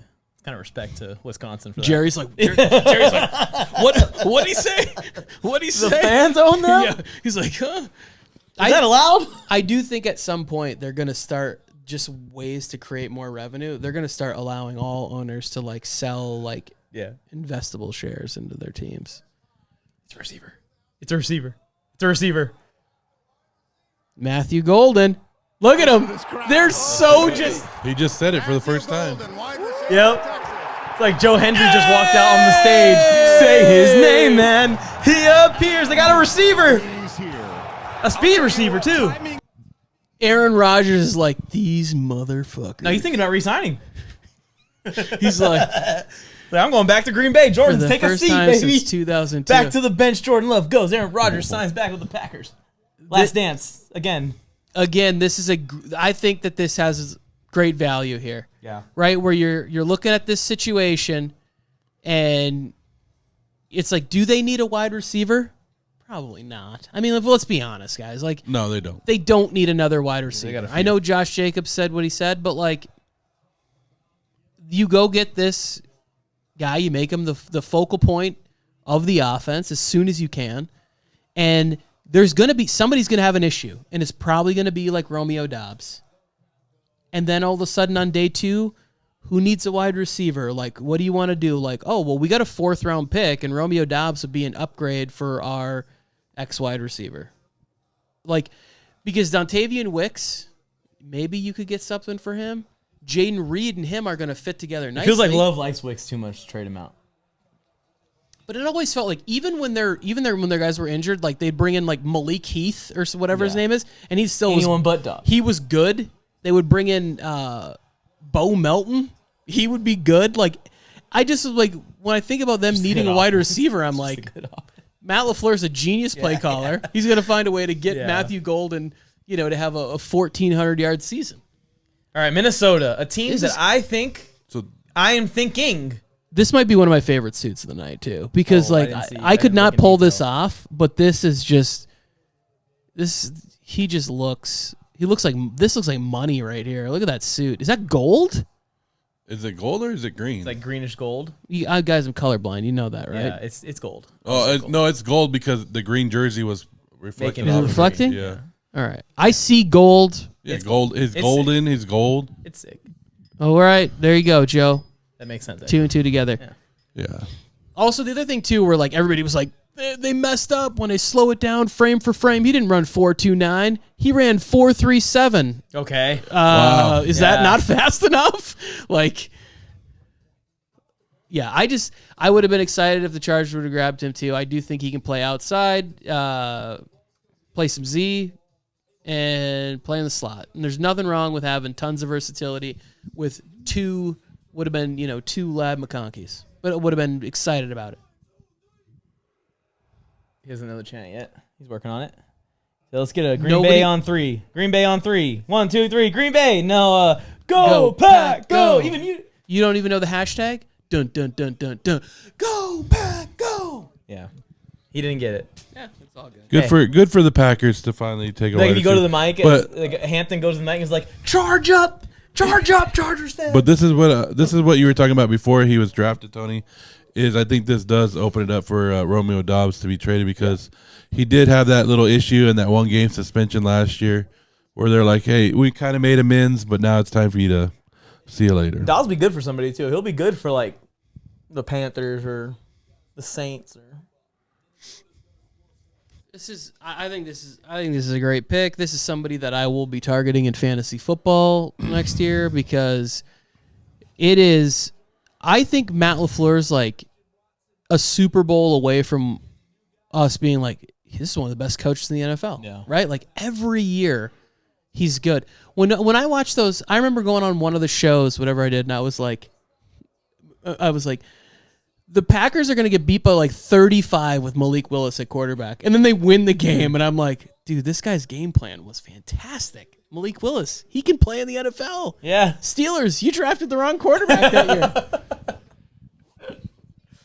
Malik Willis would have been great. Okay, so on the clock here Steelers. is Minnesota's on the Vikings.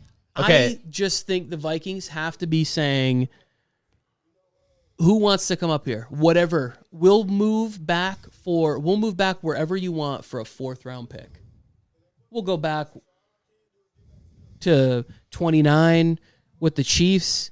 Because this board is, unfortunately, guys, shaken out tremendously for the Chiefs. Of course. It always does. It always does.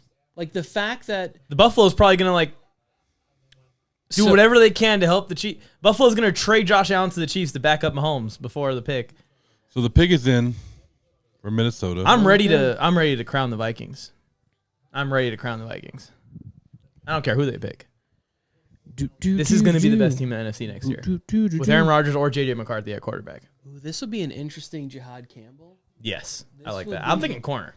Brian Flores out there just saying, he just has, a bunch of Swiss Army knives, right? It's like, hey, I got Metellus, and now I got Jihad Campbell. And it's like, the other thing I think that this could be is corner. I think it's corner. So, I think it is corner. I mean, did they expect Johnson? They did just sign here? Byron Murphy, right? See, for some reason, I don't look at Byron Murphy as a true one. You think safety? I keep saying that they take running back. They just took safety and failed. Again, that will be... Corner.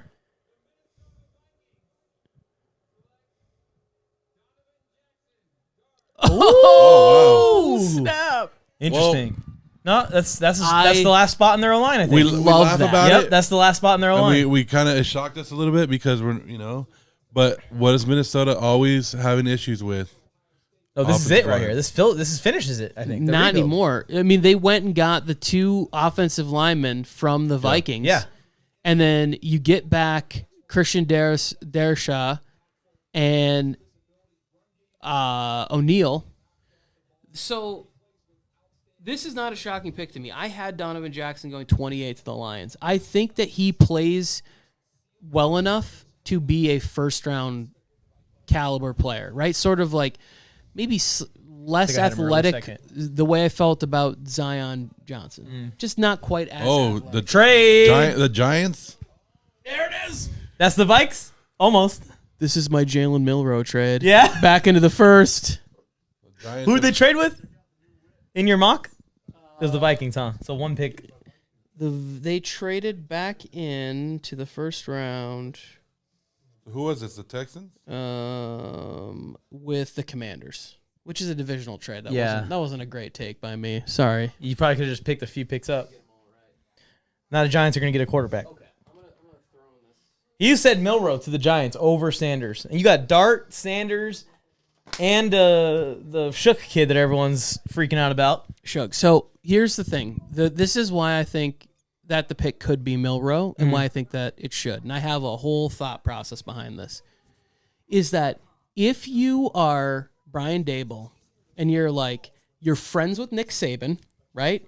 Now you're thinking, hey man, when things aren't going necessarily great, can I hit a 5-game little hot streak after Thanksgiving with a super athletic quarterback that nobody has film Save on? my job, basically. And we just do this, and now I'm getting another year to get back out here with this guy. The GM needed to get back in here in the first round and get the quarterback of the future.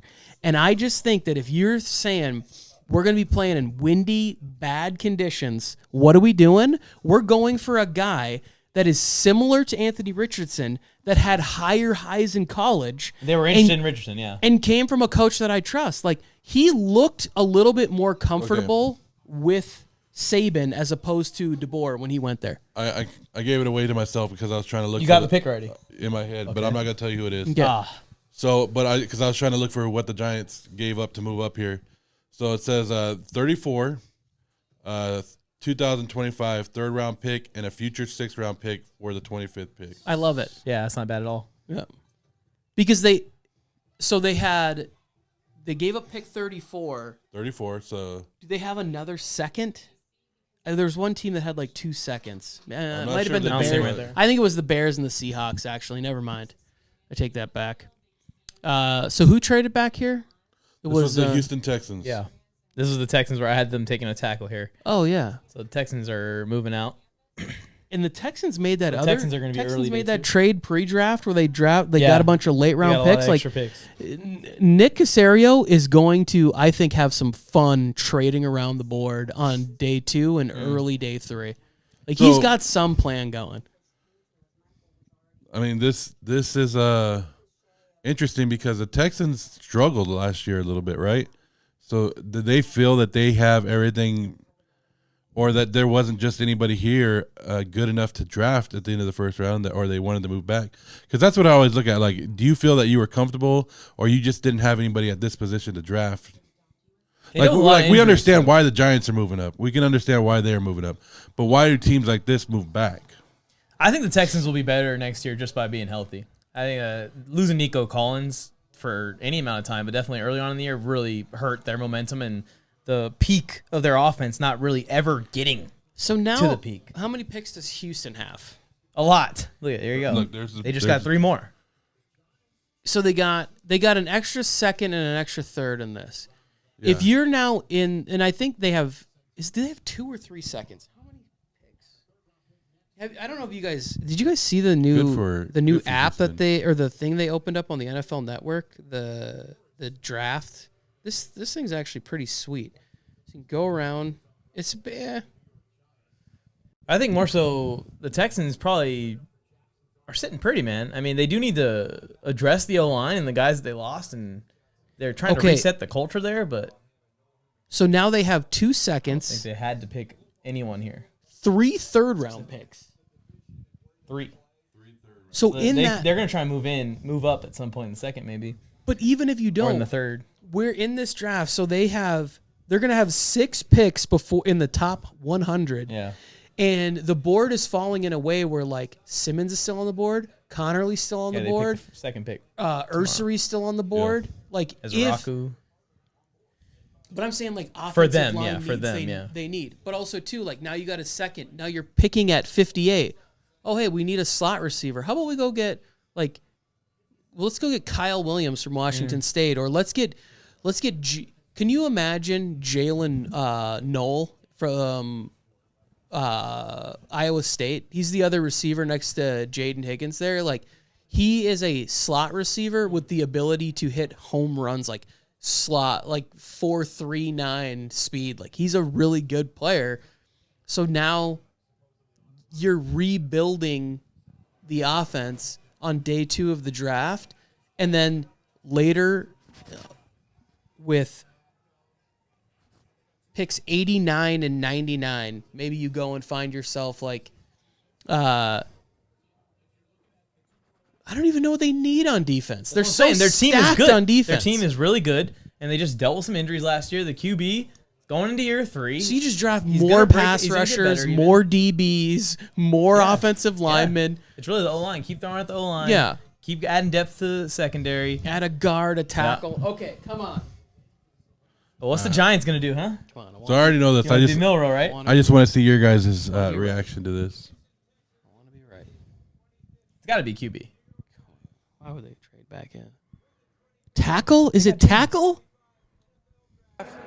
The New York Giants select Jaxson Dart.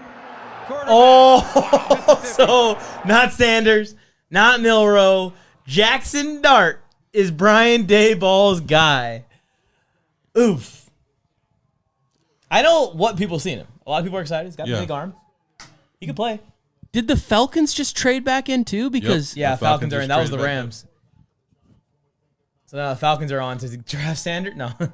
But so my nephew, who's also a quarterback, about to be a high school quarterback, he thinks that he was like, the Rams are drafting Jaxson Dart. He's going to be so mad that the Giants just traded in. Took it right before. Yeah, he's going to take over in 2 years when Stafford leaves. He's going to be a best quarterback in the league. And I'm like, okay. Okay, I could make this pass. This is not what I was thinking. It's a similar, like, makeup, but my thing is just like, if I'm going to draft and I'm taking an opportunity to save my job, I'm going with the person that has an elite ability, and he can run like nobody's business. You could scheme up an offense in the final 6 weeks of him just rushing for 150 yards a game, and you winning some football games. How this is gonna work? Go full Justin Fields. We'll see. I mean, he's Good going to for- try and turn him into Josh Allen, right? That's the goal here because Brian Daboll is supposed to be a QB mentor. He couldn't do nothing with Daniel Jones. No one could do anything with Daniel Jones.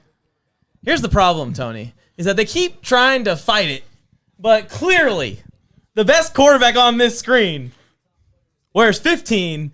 He's Italian. He goes like this when he scores touchdowns. His name's Tommy DeVito, and no matter what they do, who they draft, where they draft him, sign Jameis, sign Russell, draft Dart, Tommy DeVito will find his way to the starting lineup. You know what this does? What this says? Tony? He's like Mike McGlennon, new Mike McGlennon. You can't avoid him, New York. He will find his way to the starting lineup. Tony, this isn't about what New York. This shows you something right here. One team they talked about this earlier. The one team that did the most work and the most homework and spent the most time with Shedeur Sanders was which team? The Giants. And they didn't take him. Yeah. Well, why? Like you spent hours and hours and hours and resources and everything on Shedeur Sanders to trade up, and you took Jaxson Dart over. I don't want Dion and Dion's son and Dion's cousin and Dion's nephew tweeting every time we lose. You know what I mean? If I'm Brian Daboll and like you're saying, my job is kind of on the hot seat right now. I don't want Dion coming for my job. So I think that you have to be really secure in your job security so that Mike you don't Tomlin have would've to been listen perfect. to rumors every other week about how Dion might be the new coach of your football team. This pick for the Falcons better be defense again. If you're trading up into this spot, this better be Campbell, this better be Green, this better be Will Johnson. Yeah, Will Johnson is crazy to be available here. Because boggles my mind go. is how much I think the Falcons still need corner, and So they just second- extended their corner to a $100 million deal. Ooh, they gave a first round pick next year for this. Nice, LA. Way to go, Rams! Way to go, Rams! The Falcons. Falcons. The Falcons are Falcons. the worst team What were you thinking, at the Falcons? draft, bro. Every year. To move up 20 spots, the Rams moved back 20 spots, picked up a first round pick next year and some other stuff. The Falcons. Bro. And the Falcons have the potential to go off the rails again and eventually be a top 10. Wow. Top 12 pick next year, top 15 pick And you next know year. who they take? They take running back right here. I think it's a low chance right now, as of today, with the way everything's gone, for the Falcons to win the division. Joe, if they take running back, I will have to be quiet for 5 minutes. If they take running back, I will if have they to be trade quiet up, for 5. If they take any offensive player, they're absolutely stupid. This has to be. It's Campbell or maybe Mike Green, Will Johnson. Okay. All right. Yeah. It's defense. That's what they so needed. they drafted Walker already, right? Yeah. They Walker's just gone. And drafted. now you get Pierce. Yeah. No, this is. Yeah, rebuilding the This defense. is exactly. Okay, Falcons. I like that. I would not have given up a first round pick to do this, but this is a good pick. This is. So. But I'm just wondering if did they really feel that Baltimore or Detroit was did they have to go up this high to get James Pierce? I agree, Joe. I'm on board with this. I'm still a little shook by the Jaxson Dart thing, guys. I'm not hating on the move because this is actually a good move for Atlanta, and we said build your defense. They're building their defense. Raheem Morris, his most successful time as a defensive coach, he had Aaron Donald. He leaves the Rams, and what do the Rams do? The Rams throw tons of resources at the defensive line for back-to-back years, and I will not be shocked tomorrow if they go ahead and draft like Alfred Collins as like a 6'6" nose, or not nose, but like interior guy to go with like Kobe Turner on that defense. I think the Chargers threw the Rams off, and they wanted and made to happen. the Rams pivot. And really, the Rams have always said fuck them picks, anyways. But I think the Rams had their mind on Hampton hopefully falling into. Well, now they're perfectly set next year where the Rams can go ahead and dominate this year. And if the quarterback that they want is at 1, they can trade 2 first-round picks next year and move up because they just got this first-round pick from the Falcons next year. Guys, I'm going to be honest with you. This is going to be a pick in the teens again. Yeah, it's going to be too. 18, 19, 20 at best.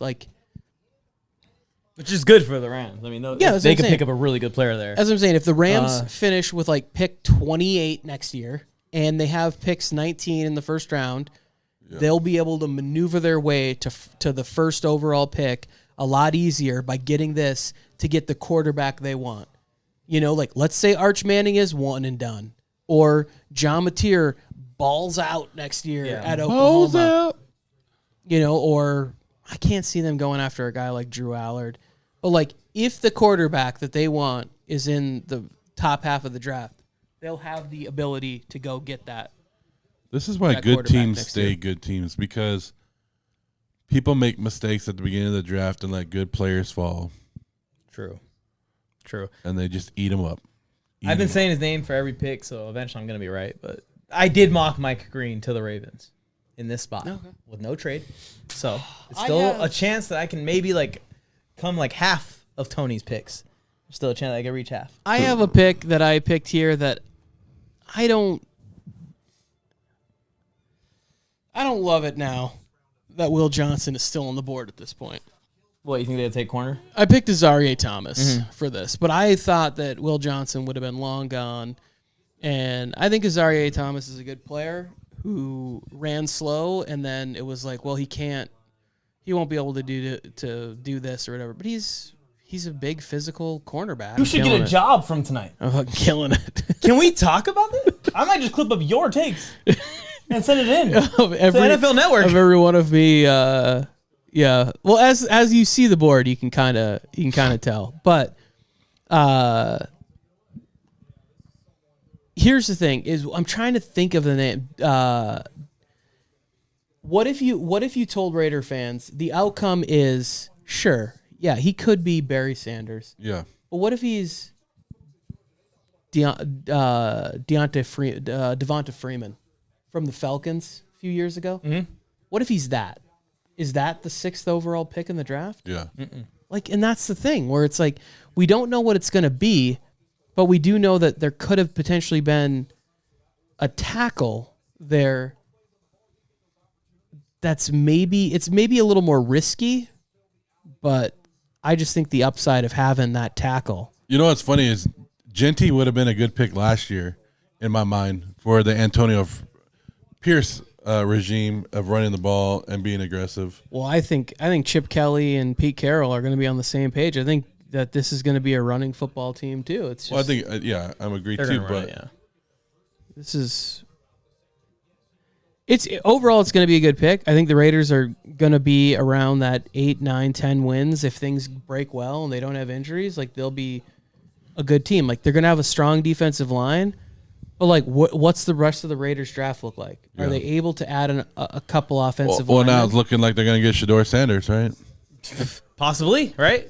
I mean, he's got to get through Cleveland, but so if they Tennessee again, they ain't going to take another quarterback. I don't think Tom Brady allows you to pass on Shedeur Sanders twice. Yeah, aren't they BFFs? If they go running back and backup quarterback. I need you to call me first before you go onto the internet, okay? They want Shedeur Sanders, Tony. They wanted that. They want Jeanty Sanders. That was their dream scenario. I'm talking about my friend's mental state. That's all I'm worried about right now. If you want to sell, look, this is what I told Raider fans. If you want to sell jerseys, you draft Jeanty, you draft Sanders. Yeah. You want to win games, you go a different route. Well, so if that's the move that I was going to go with, I would see what it would cost to get up there with Washington. I think Washington only has 5 picks. I'd want that 5th-year option. I'd also want to be able to tell Shedeur, like, you're a first-round pick in the NFL draft. It might not have been where you wanted to go, but you went in the first round. So I'd be calling Philly. I would be calling Buffalo. Because you still want his you want his confidence up there a little bit. You want his confidence up, and you want him to be, and you want the 5th-year option because Geno's going to start this year. I don't see a world where Geno gets beat up. This isn't we drafted Russell Wilson. They just paid him, right? Yes, they just paid him, but also Pete that's 1 year. He's going to pay him. If they pay him, what was it, $30 million a year? He's going to play 1 year. Hang on a second, Mike. I need you to get into your history book for a second. Pete Carroll signed Matt Flynn to a pretty hefty contract. It just immediately went to... and he didn't even get to start a game. Russell Wilson was like, he's like, Russell won the job. Okay, this is our guy. So, like, but I don't think Shedeur would beat out Geno like Russell beat out Matt Flynn. But there is precedent. Very similar quarterback. That's a good trainee for Geno, and good mentor for Shedeur. Yeah.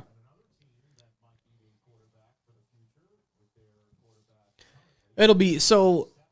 Most of the conversation overnight and tomorrow and everything, all the shows that I enjoy watching, it's going to be inundated with Shedeur Sanders talk, unless he goes. That's what they needed, actually. Well, that's the one bad thing when people fall is they always talk about the fall and not praise everybody else of where they went. I'm not going to lie. I don't know who Kadir Ismail is. What, the reporter? No, the tight end that the Raiders signed. I have no idea who that is either. No, when they signed him, I didn't either. So he's got to be like a super. I think he came from like Baltimore, right?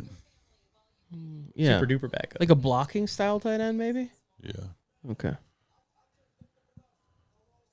All right, who the Lions gonna take? Lions are truly gonna go best player available. I don't think we should think anything else. This is another thing we're talking about, Joe. How the great teams stay great. Will Johnson. You got Kyle Hamilton, and it's like, well, he needs a running mate so that we can really like use him. Yeah. I thought Malaki Starks would have also made a great Buffalo Bill. Would have allowed McDermott to have some more options. I just think this is shaping up really nicely for Jihad Campbell to potentially end up on the Buffalo Bills and That'd to be take fun. over for Matt Milano. That'd be fun. And just be a real problem for anybody who plays that Bills defense.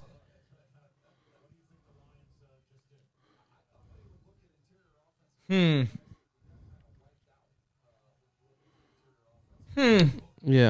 I'm really trying to think. I'm trying to predict it. Lions could go any direction. I think they could go Will Johnson. I think Donovan Ezaraku, that would be so much fun on the opposite side of. And it's something that you've always we've always asked for Detroit is to get. Yeah, they need one more edge.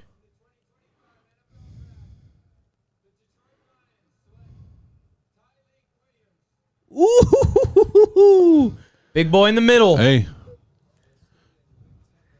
honestly, not much study on it. Defensive line. That's what you want, right? You want. I don't say many nice things about Ohio State players. This guy's a beast. Yeah.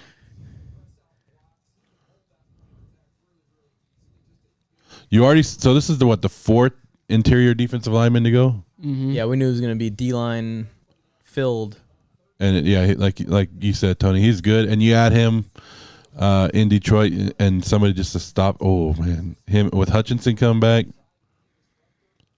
They still got all those guys that got hurt last year. I don't think Detroit thought that he was going to be on the board at this point. Well, so if you have him and Aline McNeil, is DJ Reader still there for another year? Like, all of a sudden, the interior part of that defensive line is one of the best in the NFL. And they should have drafted Jalen Carter, huh? I'm not. We're not going to go. I'm not going to go down this road. It's not going to be. It's never good for me, and Lions fans get pissed. Yeah, Gibbs or Carter. We're still debating it to this day. We'll find out in the NFC title game again. But the Eagles have showed you that you need the rotation on that defensive line that can just go in and go out, in and out, and continue to have people. And that's what, like somebody was telling me, well, why do we always want to be like other teams? Because that's what the NFL is. It's a copycat league. Once you see that one team is good with something and you start copying them and doing the exact same thing. We got 4 picks left in this draft. This has been one fast first round. Yeah. Sending them up there. Get the picks through. So I couldn't get them done. I couldn't quite. I didn't have a. Well, part of the reason I traded out of the first round was like I didn't have a perfect fit for them, like where they would go or should go or anything. But a player that I think would be fun and take the offense to another level would be like Luther Burden. Mm-hmm. Now I think he's going to fall a little bit for more. Washington? Yeah, but if you're telling me that Kingsbury is going to get to have Deebo Samuel with like the short area gadgety stuff on one side, and you're going to be able to have Luther Burden gadgety stuff on the other side of that, but he also has the ability kind of just lost De'Ami Brown to fill in that De'Ami Brown down the field stuff. Like you're going to have, I thought McCaffrey kind of had an ability there. I really like the tight end they got in the second round last year, Ben Sinnott. Mm-hmm. I think he's got some versatility there. The other player that I also would not discount in this area, and like it's kind of weird, but like running back. You know, like I do. I mean, obviously, I'm a huge Austin Eckler fan. I think he's still got juice, and I like Brian Robinson Jr. They've been talking about how they need a 3-down running back, and I'm like, okay. But if they had a running back that had, like Eckler doesn't necessarily have the explosiveness he had 3-4 years ago, right? Yeah. And never really been the home run style back. But if you start looking at Travion Henderson, maybe Caleb Johnson. I know he didn't run very fast, but when you watch him, he's got a lot of long, explosive runs when you watch the highlights. So Manti. Yeah, those will be interesting. Maybe I got to make a decision. I can see them going defense. Mike Green. Yeah, I can see them going. I can see them going Campbell too. Right, we stopped here. So Washington. Oh, that's perfect. Yeah, it's so beautiful. Bobby Wagner. Dan Campbell drafting Jahad Campbell. Well, it's Mike. Oh no, so Dan great. Campbell. Dan Quinn. Dan Quinn, who used Micah Parsons when they were like, hey, you're going to play here. Oh, we had an injury. Guess what? Why don't you go over there and see if you can rush the passer? Oh, you can at a really high level. Well, now you're an edge rusher. Yeah. Yeah, now you're here. Same situation, maybe. Jahad Campbell. So Washington's next, but then Buffalo. Buffalo has helped some other teams. Has helped Kansas City. So does Buffalo trade that pick? No. Not to Kansas City. When Buffalo comes up, they better take Will Johnson and leave. Like I said, if the Raiders do have an intention, the intention to draft, because here's the thing: if you are going to draft Shedeur to a situation where you already have a bridge for the next 2 years, why wouldn't you want the 5th-year option? Like you'd waste the first 2 years of that contract, and then you have 1 year. If he has a good year, all of a sudden he's saying like, hey, he's on that Jordan Love timeline. Love sat for 3 years and has one good year, and it's like, hey, need some money, guys. You know, like they're really going to let Will Johnson go to the Chiefs. Yeah, that would be unfortunate. Or the Eagles. Out of the Eagles.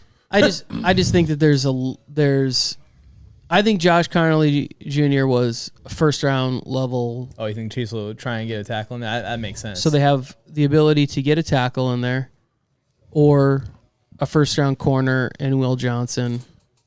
Yeah. Who is the Bills' best corner right now?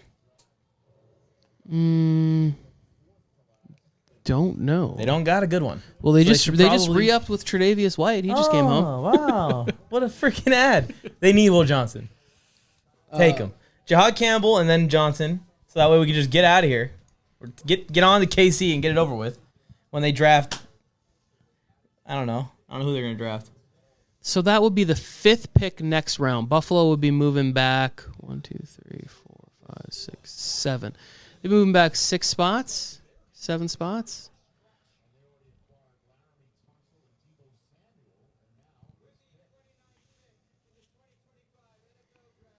Jahad Campbell. Oh, they took They won tackle. Tackle. So they took who Kansas City, I think, who Kansas City would have took. Screw Kansas City. I know. That works out. I didn't want him to be there. Also, they also traded Josh for Simmons. They also traded for Tunsil, right? Yeah. So this is gonna be the right tackle or left tackle. There's Tunsil going to right. So yeah, they were like, "Hey, we're gonna protect our quarterback." Good idea. Jaden Daniels already extends plays enough and gives enough time with his legs. He doesn't need any help himself. Man, I'm feeling a Commanders-Vikings NFC Championship game. That'd be fun. That's what I'm feeling. Yeah, I think the Vikings are going to have a... There we go. They're going to have a squad. Yeah. As long as there's a good player taken off the board before Kansas City, that's Oh, wow, they're going back to his Pop Warner tapes there. Stiff arm. He just earned himself an Angry Runs t-shirt. Oh, and he can catch touchdowns. And he's selfless. He wore 94 at one point at tackle. Well, I think that was before he was... he was playing D-tackle? That was before he hit the weight requirement to be an offensive tackle. All right, we're going to need to get this going because phone's running out of space. So We don't get the last few. If we miss the KC pick, boo-hoo. Be so sad. Just make sure that actually we have the backup camera set up now.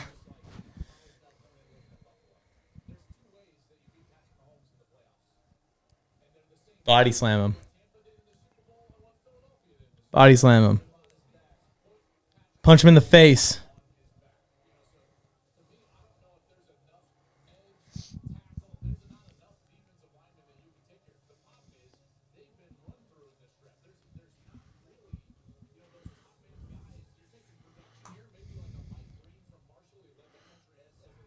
I can see my green here.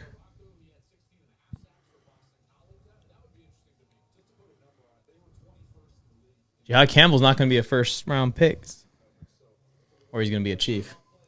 Great, just what we wanted. The Chiefs to get a bunch of good players. See, this is why players shouldn't be upset that they fall in the draft. Because then you go to a good team. Because you fall to a good team and a good system. Yeah. You have a lot more fun in your first couple of years in the league. Like, I know it's exciting. You can be like, I was the number 1 overall pick. I was this. But if you could fall to a team like the Eagles or the Chiefs or the Bills that are constantly in the championship games, in the Super Bowl, don't you want to do that? Like, I would.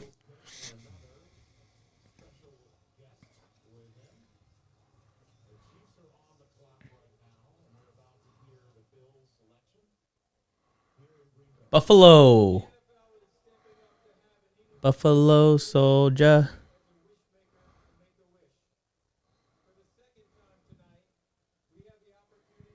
Buffalo Soldier.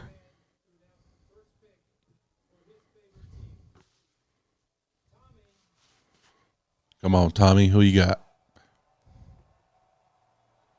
Tell us what happened, Tommy.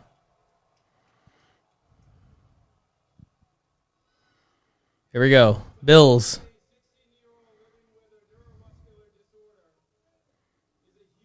What we got, Tommy? Bills Mafia.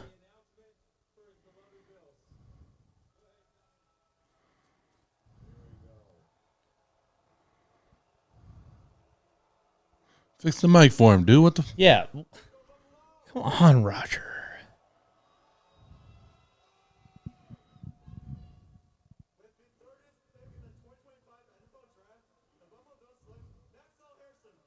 Oh, Buffalo. I had that pick and Oh.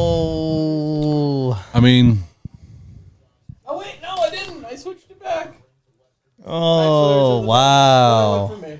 I don't think I would have taken him over Will Johnson. Cooking tonight, guys. there's a couple cornerbacks I would have took different. I wouldn't have taken him Maxwell over Harrison, but Thomas either. same position. I like Maxwell Harrison's upside.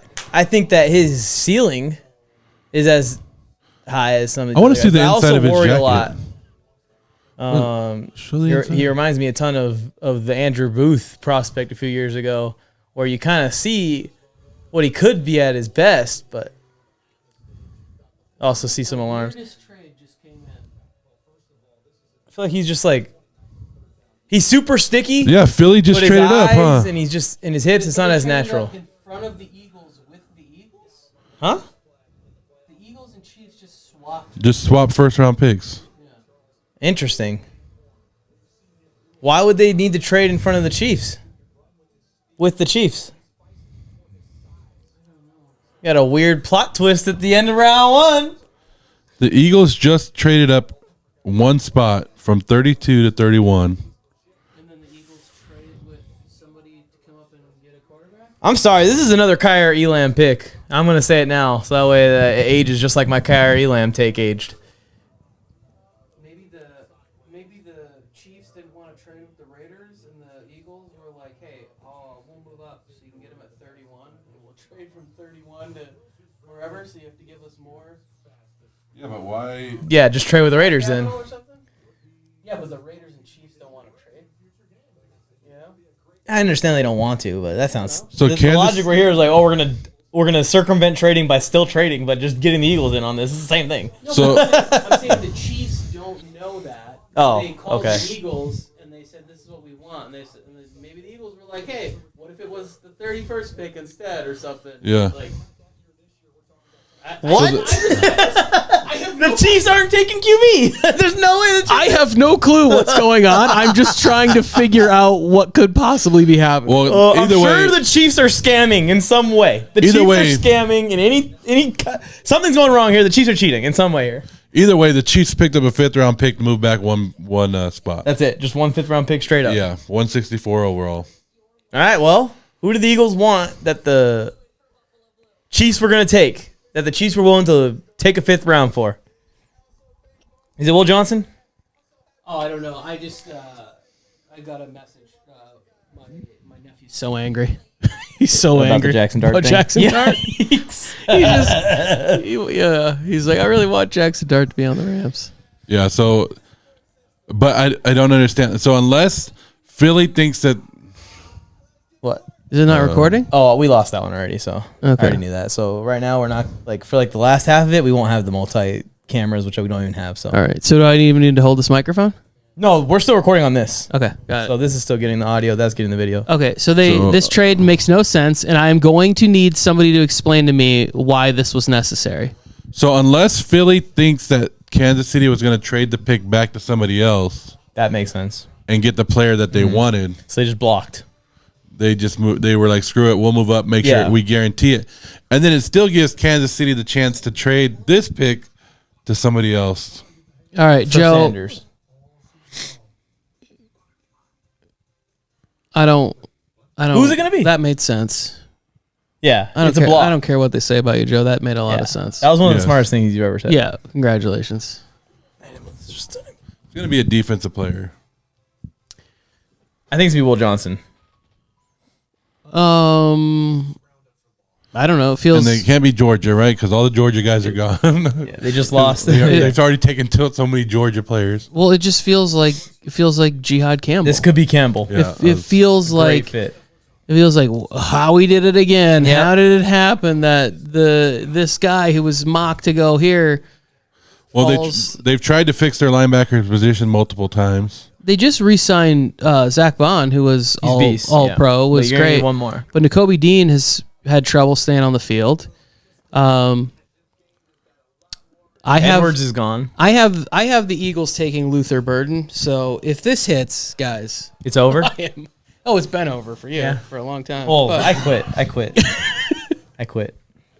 I have no idea what David and them have done. He could have been changing the spreadsheet the whole That's time true. in the competition. Yeah, if you did not win that competition, then I am calling bullshit. I'm calling bullshit right away. So based on his points thing or whatever, you get credit for them picking in the spot, which I have Travis Hunter at 2. I have Abdul Carter at 3, Campbell at 4.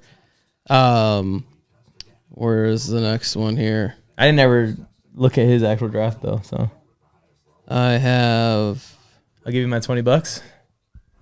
Warren to the Colts. I have Stewart to the Bengals. Zabel to the Seahawks.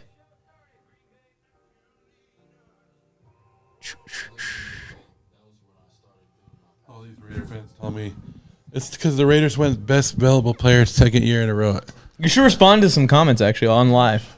Did they really go best available player second year in a row? Did they really go? I don't know.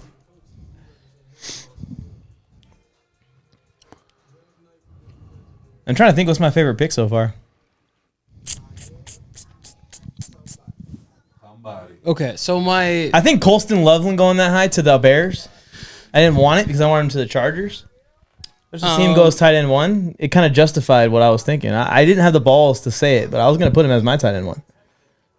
So I think if I'm just factoring in the player and the situation, then it's probably Colston Loveland. But he's also my favorite player, so that feels kind of not good. If I was going to say the best move, I really like the Browns trading back, adding to their ability to build that roster, and then You know they what? still Yeah. get Mason Graham. know I what? just think that's a great. That's my favorite too. You know what? Because not only was that a great move for the Browns in logical sense, get more picks, get more players, get everything that you need to keep trying to rebuild this team and trying to dig out of the Deshaun Watson hole. But also, we saved a young man's career. with that trade as well. So, hell yeah, Jacksonville. Thank you, Liam Cohen. Thank you, Duval, for not having to make me watch Josh Gordon ruin his whole career again in Cleveland. Or Myles Garrett ruin his whole career again in Cleveland. Or Nick Chubb ruin his whole career again in Cleveland. I can keep going. Joe Thomas ruined his whole career. OBJ's career stopped the second he went to Cleveland. It stopped. It froze.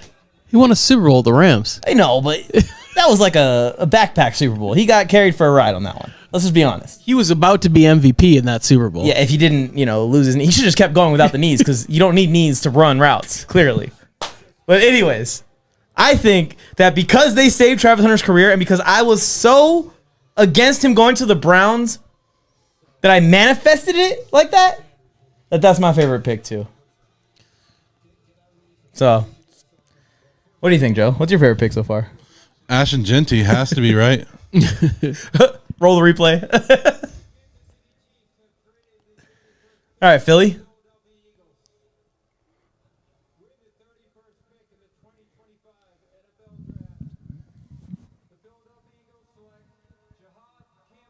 Such a perfect fit. Every time. Such a perfect fit. If it wasn't going to be Burden, it was going to be Campbell, right? So this is one of my favorite picks now of the first round. Just because, like you're saying with Nakobe Dean, if Nakobe Dean worked out, the Super Bowl winning defense would have just been impossible. And now you put someone in his spot that's got a little bit more of the build to handle that position. So I was going to say, one of my favorite picks is Derek Harmon to I love that, man. the Pittsburgh Steelers. Pittsburgh Steelers right before us, Joe. Yeah, right before you guys. But no, I think it fits the Steelers' needs too, and it's a good pick for them. Anyone in there that you're like, this was the stupidest move?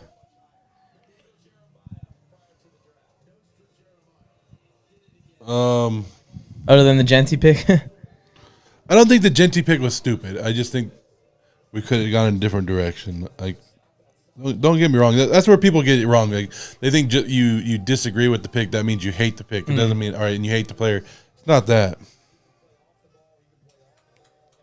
Tony, what was your least favorite? The least favorite one would probably be the James Pearce one. Not because of who they drafted. I think what they gave up to move up to that spot and do it. I think they could have waited and maybe traded right here with Kansas City. I don't understand why they had to move up so far to get Pearce and give up so much. They did trade a haul to get him. The weird thing about the James Pearce situation is he was like considered like a top 5 player in the draft, right? And then as more of the scouting and everybody started to get involved, and then there was like questions about, like how much he loves football or whatever. There's a ceiling for him where he's an elite player, and it won't, you won't really think about it. Like, we don't think about what the Texans gave up to go get Will Anderson anymore, because Will Anderson is a beast. So, like, as long as that pick hits, then people really won't consider that. Look at that front seven. I think my least favorite is definitely the Maxwell Harrison one. I feel like Will Johnson is such a safe pick at corner, and I went into this draft thinking that he was going to be a top 12 pick, and he is just sliding off the map now to the point where he's not even cornerback 2, and the Bills just passed on him for someone that I think is a huge risk at corner, and that at his highest ceiling has the upside to end up being something, but even that, maybe not a top 5, top 10 corner in the NFL, where I thought Will Johnson had a chance to create some turnovers for Buffalo, create some problems, especially really good in zone coverage. Could have just plugged right in as a rookie and not really had many issues. I think Harrison's the opposite. He's more of a guy that's going to try and be sticky in man coverage and struggle a bit in zone coverage. We'll see. Wait, what was happening? We'll see. The least favorite pick of the draft, Tony.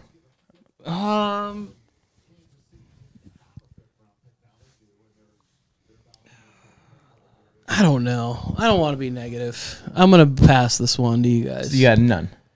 I mean, my least favorite pick of the draft is probably whoever the Chiefs pick next. Whoever the Chiefs pick? Okay, we'll go with that. Like the Chiefs are the last pick of the first round, and they're about to announce their pick. That's Tony's least favorite. Yeah, I don't even know who it is, but I just like whoever the Chiefs pick. I'll say that. I'm going to go with that same thing. My least favorite was Barron to the Broncos. My least favorite pick of the first round yeah, was Shedeur Barron to the Broncos. I think how I feel like the pick is going to affect me emotionally in the fall. Like, that's the way I look at it. Because we don't know how any of these players are going to work out. Not for sure, yeah. But we all are, we're all thinking like, oh, man, they got a really good player. And Shedeur Barron going to the Broncos, I look at it as like, man, that might mess up. That might mess with Herbert, or that might mess with the Chargers' game plan. Like, I don't like that pick either. If Ashton Jeanty, actually is Barry Sanders, that's not good for me either. It's okay, though, because if we get any close games with the Broncos, don't worry. Knicks will blow some picks our way. I ain't worried.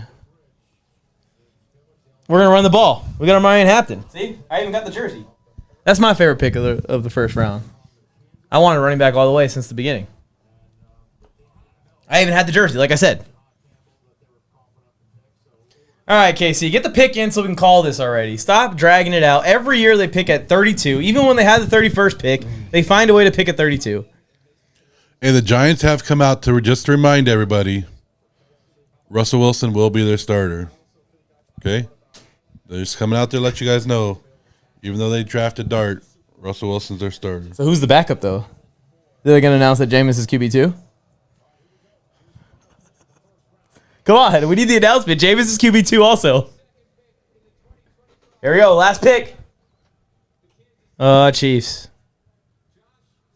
Josh Simmons, Tony. Least favorite pick of the draft. Yeah, that's a good one to pick as least. Well, we thought they were going to take offensive tackle. Mm-hmm. Your PS5 has 10 minutes of power. Good. We got 10 minutes left in the broadcast. So this is what I talked about earlier, about like an hour ago, about how the board was falling perfectly for the Chiefs, where Connerly and Simmons were still on the board, and you had the opportunity to just sit where you were at and get an offensive lineman that's a really good player. Now, he did have the major knee injury, which is bad, but they have two starters right now. He's going to play eventually, yeah. They've been really looking for someone to put in that position that can be trustworthy. Ever since they lost OBJ to the, calling Orlando Brown Jr., by the way, not Odell Beckham Jr. Ever since they lost Orlando Brown Jr. kind of the cap casualty, they have not been able to solidify that other side. So Jawan Taylor has been the guy that's been ruining it for everybody, ruining it for the Chiefs. I think they've lost 2 Super Bowls because of tackle. So makes sense that they went with tackle. All right, let's call this. What a good draft. We did it. Another draft, another year, another draft, another 3-hour reaction from us. I hope you guys enjoyed the extended version. If you're watching the shorter version, thank you for tuning in. Regardless, please like the video, subscribe to the channel if you're an NFL fan. We'll be here every single day posting NFL videos, and I'll be posting all of our reactions that you might have missed unless you watch the full 3-hour-long version. What's going to happen with all of these draft picks' careers? I guess sooner rather than later, the ball definitely won't lie. But Jeanty's career is ruined.